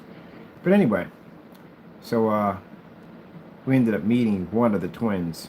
Later we met the other one, which was interesting because one was actually, the twins was like a really good bad seed, and the other one was bad seed if he was connected to the other one, but he's a pretty decent person to a certain degree besides beating on his freaking girlfriend. So anyway, one time they got in this argument, he and the girlfriend. She pulled out a knife and she sliced the side of his face. He had a huge scar down the side of his face. Actually, it's what saved his life. Because the other brother, like I said, was really, he's a really just evil of all evils. He ended up burning this big drug dealer around the corner. The drug dealer put a hit on for his life. And they got the wrong twin. Mind you, twins, you can't tell the difference from one another. Couldn't tell at all, period. And what I found out was that they were walking down the street and they never knew that the other twin had did this. He burned this dealer. And these guys pulled up out of nowhere. Took a shotgun, put it right against his head. His head was laying against the wall. He squeezed that trigger, he'd been gone. And the woman started to scream and saying, you got the wrong one, you got the wrong one. That's not him, it's not him. And the guy said, how is it not the wrong one? It's right here, right in front of me. He said, he's got a scar on his face. See, where they had the shotgun on his head, it was the opposite side of his face. The scar was on the left side of his face. When he turned around and he saw the scar, that's when they got in the car and drove off. Now, he's lucky, and I'll tell you why. Because usually, most time, they'll just kill the brother to show that they mean business. That's why I was lucky to be alive, because usually that was mostly what happened. So I grew up in some violent neighborhoods. That's how I grew up. From some really bad neighborhoods, some really jacked up stuff. But anyway, that's what happened.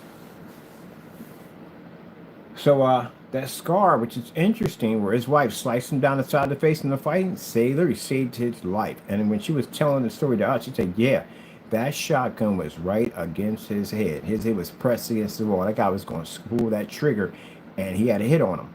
And found out it was the other one. So, long story short, they still stayed in the neighborhood. Then the woman came up from the child services, and she moved out and she left. And he was still there, and he left the apartment we were in, and he disappeared somewhere. And then later on, they did catch up to the other one, and they killed him. The other brother was killed. They caught up to him. And then later on, I found out that he went to jail and he was killed in jail. So, yeah.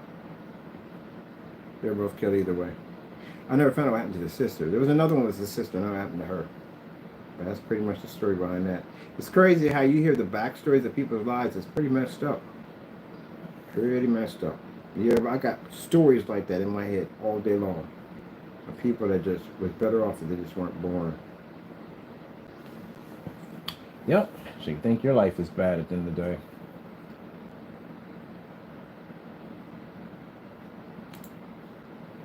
Isn't that crazy?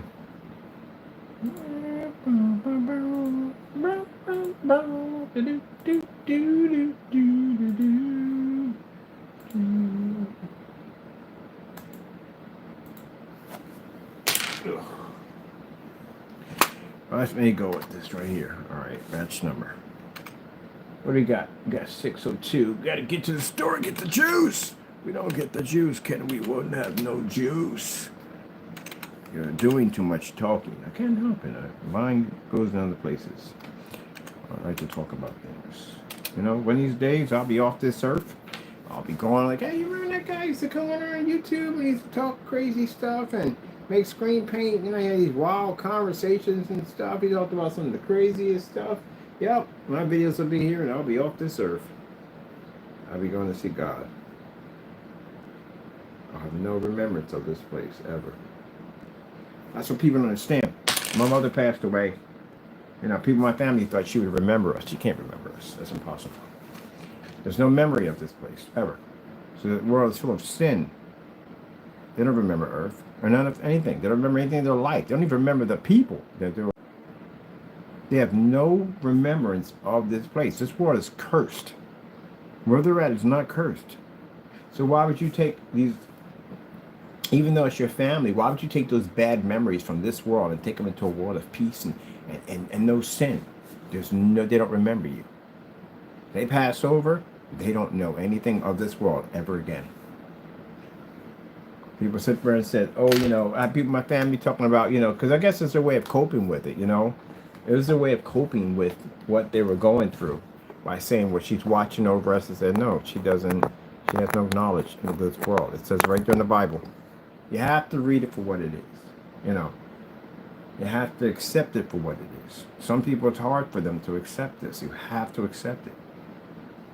There are things in the Bible that you can't accept, but you have to accept it. It is what it is. And that's why I had to explain to some of my family members. She has no remembrance of us or anything in this world anymore. She has passed over. She has a new body, a new mind. Everything's new over there for her. This does not even exist. Because if it did exist, you know what happened? You'd be in heaven sad and depressed. There is no depression. There is no sad over there. It's pure happiness. That's all there is. So you don't exist. This world doesn't exist anymore. When you pass over and if you have the opportunity to make it to heaven, she will know you. But until then, she has no remembrance of this world. So she doesn't remember anything of this world. Only we remember because we're here.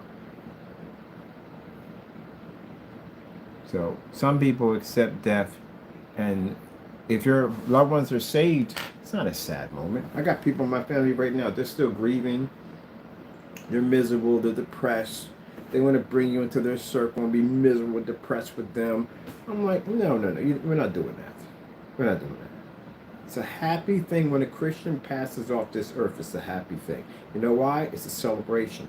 She is home with God. She's in a way better place than we're in right now. She has made it home. Christians don't live here. They're passing through. You ever heard that term before? This is not our world. When we leave off this world, we'll go to the next life. That's the world we're supposed to be in. That's our true home. This is not our true home. This is just passing through. Where we live at in that world is forever. This is not forever. Everything over here has a timeline. That's why you get a guarantee.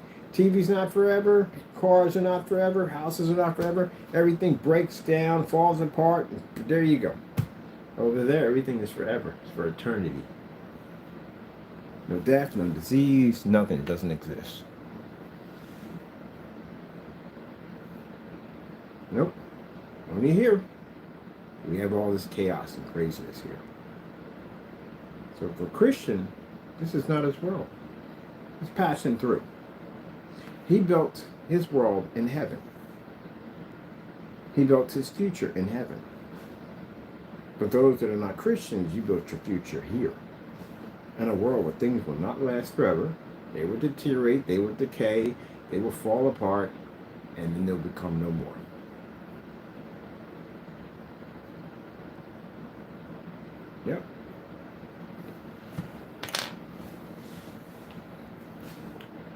Let me see. Let me see. Oh, 5. Oh, 5. How do people call that song? Jenny, I got your number. How do people call that number? I did. It doesn't lead to anything, which is kind of funny. Somebody probably has that number now. But anyway, yep, no remembrance of this world. So we had some people who could accept it and some people who can't. Some of the people were Christians, they couldn't accept it. Oh, 5. No, you're wrong here. Oh, 5. This is February, right? We're in February. So 2 slash 05 slash 25. Yep, people get mad at me about that in the family. I don't bother anybody in the family anyway. I understand myself. Only there are certain people I talk to, certain people I'll speak to. That's pretty much about it. I don't hate my family members, just some I just can't get along with because they just don't want to see eye to eye with me. So, I don't want to argue with them. Just stay away from them. Yep, because that's how that one works. I feel sorry for them. I hope they find their way. I really do, but nothing you can do. Can't sit there and argue with somebody all day long about it. You lose your own salvation in the process. You can't. You just have to put it in God's hands, let God handle it, and go from there. That's all you can do. But they believe at the end of the day what they want to believe. Now, at the end, they want to do cremation. I don't want. When my time comes, disintegrate me. What do I need the body for? It's a vessel at the end of the day. They already almost had that discussion right there at the funeral home. Well, my brother was saying, "Well, no, you're gonna do what? You're not doing it at the end of the day. Cremation. It's gonna be right there. I'm gonna buy. My sister already got hers already set up. Our account, whatever we have in our will, whatever. That's what you're gonna buy in my will. And that's what I asked for. I don't see the money. Spend the money for a funeral for what? I'm not here. I'm not here at all. Period. I go home. We just spend money for a coffin and all that. No, just have a bunch of people get together, cook some dinner, be happy, and boom, move on. That's it. Nobody crying over me at the end of the day. I went home to see Jesus at the end of the day. I'm good. Nobody spent all this money for what? Put that money towards something else. Go on a trip or something. You know what I mean? All that stuff at the end of the day. Shoot, you can have McDonald's at my freaking wake at the end of the day. I don't care at the end of the day. It don't make a difference. Like I want to look a certain way. It don't make a difference, man. Your t-shirt, cargos, and whatever. Just throw me in that. It's a vessel at the end of the day. I'm not there anymore. I'm gone. Ain't no point in that. I had a family member who literally spent like a lot of money to get her son moved to another burial plot because somebody was in that burial plot that she went, what the frick are we doing here? They're not there anymore. That's why I've never gone to the burial plot where my mom was at. Never went. You know why? She's not there. She went home. They all went there. They cried and weeped. What are you crying over? She is not there anymore. She went home. Who are you crying to? She's not there. She didn't even know you're here anymore. All that's gone. It's changed in a wholly different body, whole different world, everything. She does no remembrance of this planet, ever. Can't miss anybody if you don't know they exist anymore. There you go. Now that is cut off. I done had this conversation with him. Well, I guess you didn't read your Bible correctly, did you? It's right there in the book. Read it. No remembrance of this world.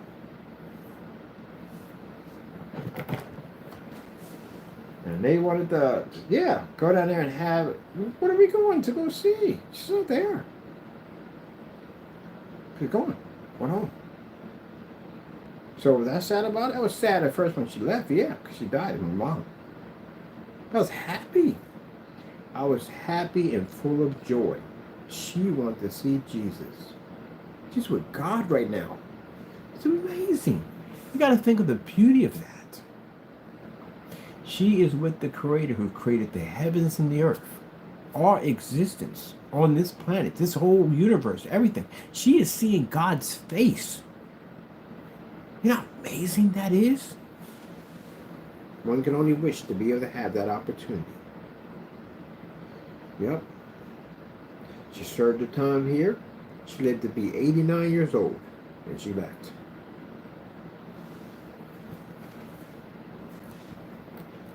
The rest of them want to turn that into sorrow and pain. That's what they want to turn it into. Misery. We had a celebration party. We had a birthday party for her. And they named her the cake and everything. Celebrating her re-newborn body. The new life. She went home. It was a happy celebration. That's how I want mine. I want mine the same way. I want a celebration of me going to see Jesus. That's what I want. There's no sadness. She went home to God. That's the best thing in the world. Sadness comes when they're not saved, when they've not walked the road with God, when they live this world, this life at the end of the day. Then you know where they're at. I got two in my family that did pass away very young ages passed away, and they did not walk with God, and I know where they're at. You know, some people get up in the church and they'll say, oh, he's with Jesus. Man never followed and walked with God. God never went to church, sin, drink, everything. Anything sin you can think of. And they'll sit there in church and lie. A preacher will sit there in the church and lie in God's house and say he's with God. You know darn well that's wrong. You have to speak it for what it is. It's a hard thing to do, but that's what you signed up for. You have to speak it for what it is. Oh, I can see him in heaven right now. You know darn well that's a lie. You can't go to heaven. Can't go to heaven. How are you going to go? There's strict rules. It says it right there in the Bible how you can make it into the kingdom of heaven. You think if you just do good all your life, you're going? No, you're not going. You have to be a changed person. If that was the case, I'd still be the same person I was. It got me in the trouble that I started to begin when I got in trouble. I'd be the same individual. No, you have to be baptized. You have to accept Jesus Christ as your Lord and Savior. Now fake it. You have to accept him as your Lord and Savior. 100%. You have everlasting love. Everlasting life in love at the same time too. You have to accept Jesus Christ as your Lord and Savior. There's no blemishes. There's no lost sheep in heaven. There isn't any. That's how you make it into the kingdom of heaven. You want to serve this world, you serve this world. Damnation and hell waiting for you. You serve God within the day. You walk the straight and narrow path. This is not your world anymore. You'll realize that when you become saved, you become a person, you really want to be a man of God, a woman of God, you become saved, you will realize that the very things that you did every day, you can't do them. You can't. You can't do them anymore. Just you're a different person. Can't listen to the same music anymore, can't hang out with the same people anymore, can't do anything anymore. It's just like if you basically was an alcoholic, all your friends were alcoholics. You go get yourself cleaned up. You got yourself back together again. You can't hang out with them people anymore. You're a different person. I can't be around you. Drink too much. I can't be around that. So. I've changed my life. I'm a better person. I'm happy where I'm at right now. I can't go back to that life anymore. Because, if you be around those people, you'll be back on the bottle. You'll be drinking again and carrying on the same things. They'll bring those bad habits and you'll pick them bad habits up. You stay away from that, you'll be clean. Same thing when you become a Christian. Can't be around those people anymore. You can try to talk to them and try to help them get close to Christ. And you'll get some of them will be mean and nasty with you and nothing to do with you. And that's when these are the people that you can't talk to them anymore. You got to give to Jesus and let Jesus take care of it. But that's how it is. You don't want to be around it. I forget when I became saved, I went upstairs. I tried to listen to some of the music I like to listen to, heavy metal music. I was like, oh man, this is horrible. I don't even like this anymore. It turns you off completely. I spent one Sunday going through my entire collection, throwing stuff in the trash. I had to go all my CDs to the trash. Trash. And it wasn't even like a feeling like I had to. It was the happiest feeling in the world. I was freeing myself from this craziness at the end of the day. This music that I had devil symbols all over it, and all kinds of stuff. Yeah, throwing this stuff away in the trash. I want this, I want that, and that, and then the Holy Spirit will guide you. Like, okay, I like this, let's my classical music, that. Yeah, it'll change your life altogether. And yeah, you'll make mistakes. You'll make tons of those. You'll make tons of mistakes. But the difference is when you make mistakes when you're sinning, you don't see them. When you make mistakes when you're a Christian, it hurts a lot. A lot. Almost like it's almost like you're being stabbed over and over again. Because then you realize the destruction and chaos you caused at the end of the day and what you've done. And then you realize at the end of the day when you read about how Jesus came down on this world and sacrificed himself, the torture, the pain that he went through, so you can have a second life, so you can have a way to be saved. He went through all that. How many of you could do that? How many of you could come down and have someone run railroad spikes through your legs, beat you till your flesh falls off your skin, spit on you? Yeah, half the stuff they did to him, they didn't even talk about. It's unbelievable what they did to him. Put a crown of thorns and feed into your flesh, starve you, spit on you. All the stuff they did to him was horrible. And then hang you up on the cross and mock you. And think about it. You have the power to wipe the existence of man after they treat you like that. Some people, even myself, if somebody were to say something or hit me, I'll be ready to take their heads off in a hot second. That's what reminds me when I think about that. Like, wow, Jesus did all that for me. And here I am ready to take someone's head off because they bumped into him. Nowhere near close to what they did to him. But he went through all that so I can have eternal salvation. I will live for life. That's why I try my hardest to walk that path. And every time I do something wrong, it feels like something stabbed me. Like I did the worst I could do for him. I did to him. I feel really bad about it. Unforgiveness. So that's why the fact that he can forgive me, pick me back up, put me back on my feet, have me go back out there again, do it again, and forgive me again, but on my feet. And I keep trying. I fall down sometimes. And come on. It's like watching a kid trying to walk for the first time. I fall down, I get back up. And come on, you got this. And fall down, you get back up. You'll get this. And then you can pass that. You'll pass that sin. And then you'll be stronger. The devil will have less to come against you. And you'll go through that process again and again and again. I remember going there and asking my mom, I said, is there a way out of this? I feel so much pain for this, for the stuff I did. I don't want to do this stuff anymore. I want to serve God 100%.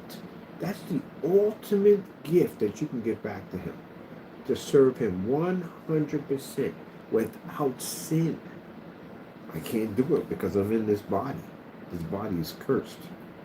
So I can't give him 100%. So I'll keep failing. I'll keep messing up. And I'll try my hardest to do my best, but I'll keep failing. But in the end, he forgives me. You have to be truly sorry of your sins. You can't fake it because he'll know you're faking. And you get back up and you try again. My mother's in a place where she can serve him 100%. How beautiful that is. I want to get there too one day. When my time comes, I go home and I can serve him 100%. Till then, I'm in this. But while I'm here, I'm doing his work. And that's why the technology that we're blessed to have is not for me to have things to weight me down on this earth. It's for me to take the technology we have here and the money we'll be blessed to use to usher people to get them to know Christ. To let them know that the goodness that we have received, that we will basically take this goodness and this blessing and put it in places, to let them know that this donation, this new home, this ability to have a job at the end of the day comes from God and God only. That's what we're doing. We're not collecting. We don't want donations. God has already blessed us to have what we need to do what we need to do. So we don't ask for anything. We don't want anything from anybody. He's already given us. We got our blessings all around us. We got enough technology to make as much money as we want. To take that money to help other people out. And that's why people out there tried so hard, because they were doing the devil's work. That's why we call them the devil. Because they worked as hard as they possibly could to try to stop that from happening.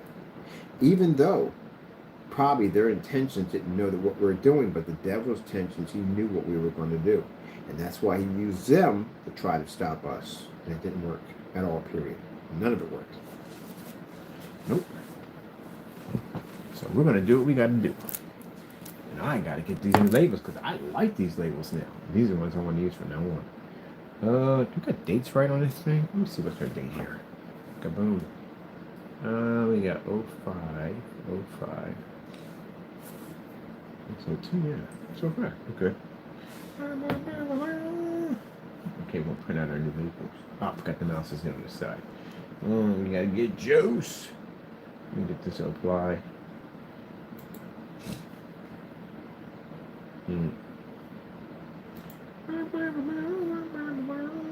Yep. Gotta serve the Lord. And I was a person at one point, man, I'd call you crazy if you came up to me talking about Jesus. I didn't want to hear it. I really didn't want to hear it. Yeah. Why are you talking to me about God? I don't want to know nothing about God. And I thought it was just all a scam. Basically, people were brainwashed. That's what I thought. I'm so glad God didn't give up on me. I'm so happy he didn't. Imagine if he got tired of me one day and said, you know what, Satan, go out and get him. I'm done with him. I can't deal with him. He's just out of control, does what he wants to do. Can you imagine how scary that would be? Well, I sat up there. Give me that back. I sat up there and basically, when I got locked up, can you imagine if he turned his back on me? I'd have spent forever in lockup. I got saved multiple times. I got saved the first time because, again, he allowed me to be saved and to be able to serve him. Thank you, Jesus, for that. I got saved again because I got locked up, and I was supposed to do a massive 40 to 80 years in prison. And I didn't even get the 10 years I had to do. I did less time than that. I did 8 years and 9 months and got set free. When they set me free, they basically did something to my records. Because I remember the guy saying, we're going to give you a second chance at life. We're going to make sure that your records never come up. And they never did. They can't find my records. I don't know what they did, but you can't find them. They're nowhere. And I've had people try. I've actually tried to find my own records. I can't find them.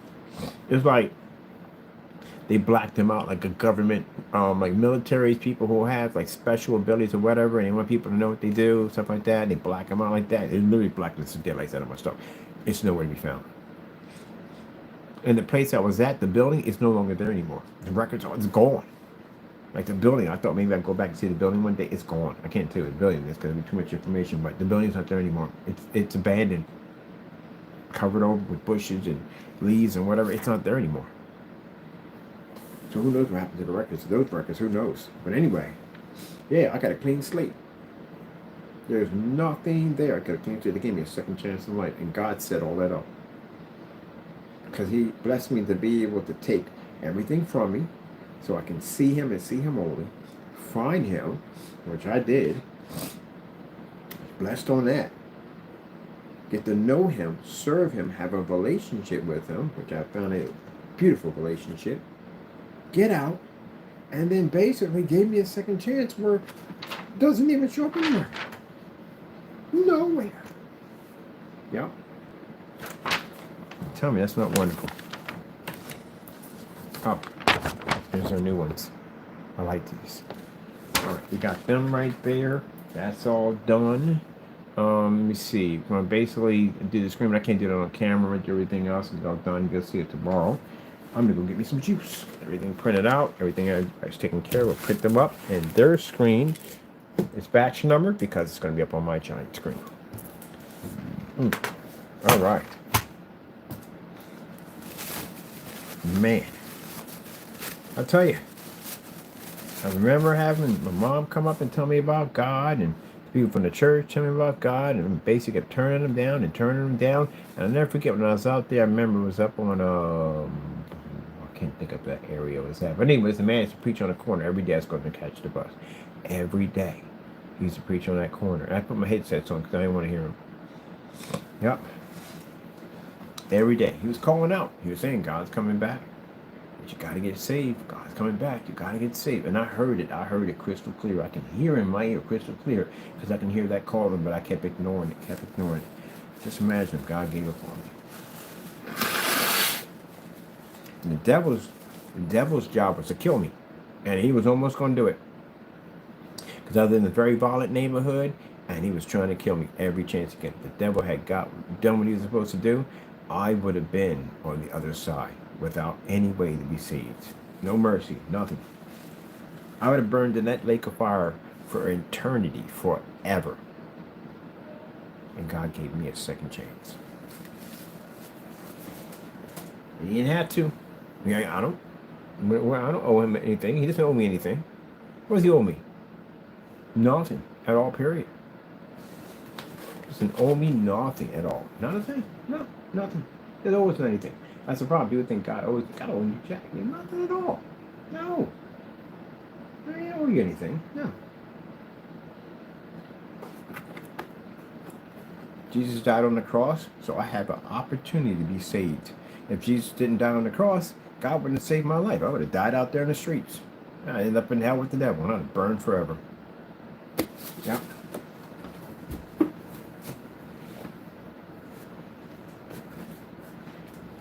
I'm gonna get juice. I want the juice. I can't have chips. Oh, let's not through my computer.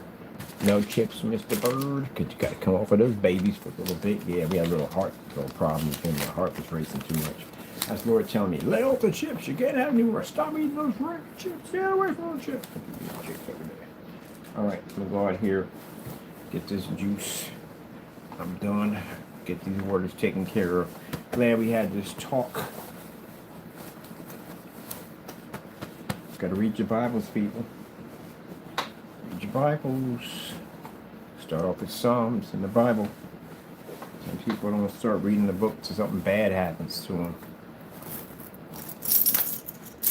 You know what I mean? That's what happened to me. That's when I started reading the Bible. Something bad happened to me. I was sitting in a prison cell. Looking at spending the rest of my life in there forever. Yep.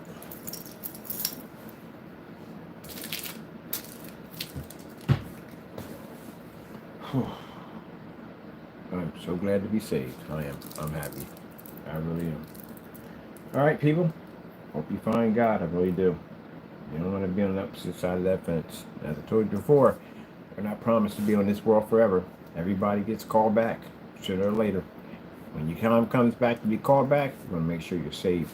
Got to go, and God bless.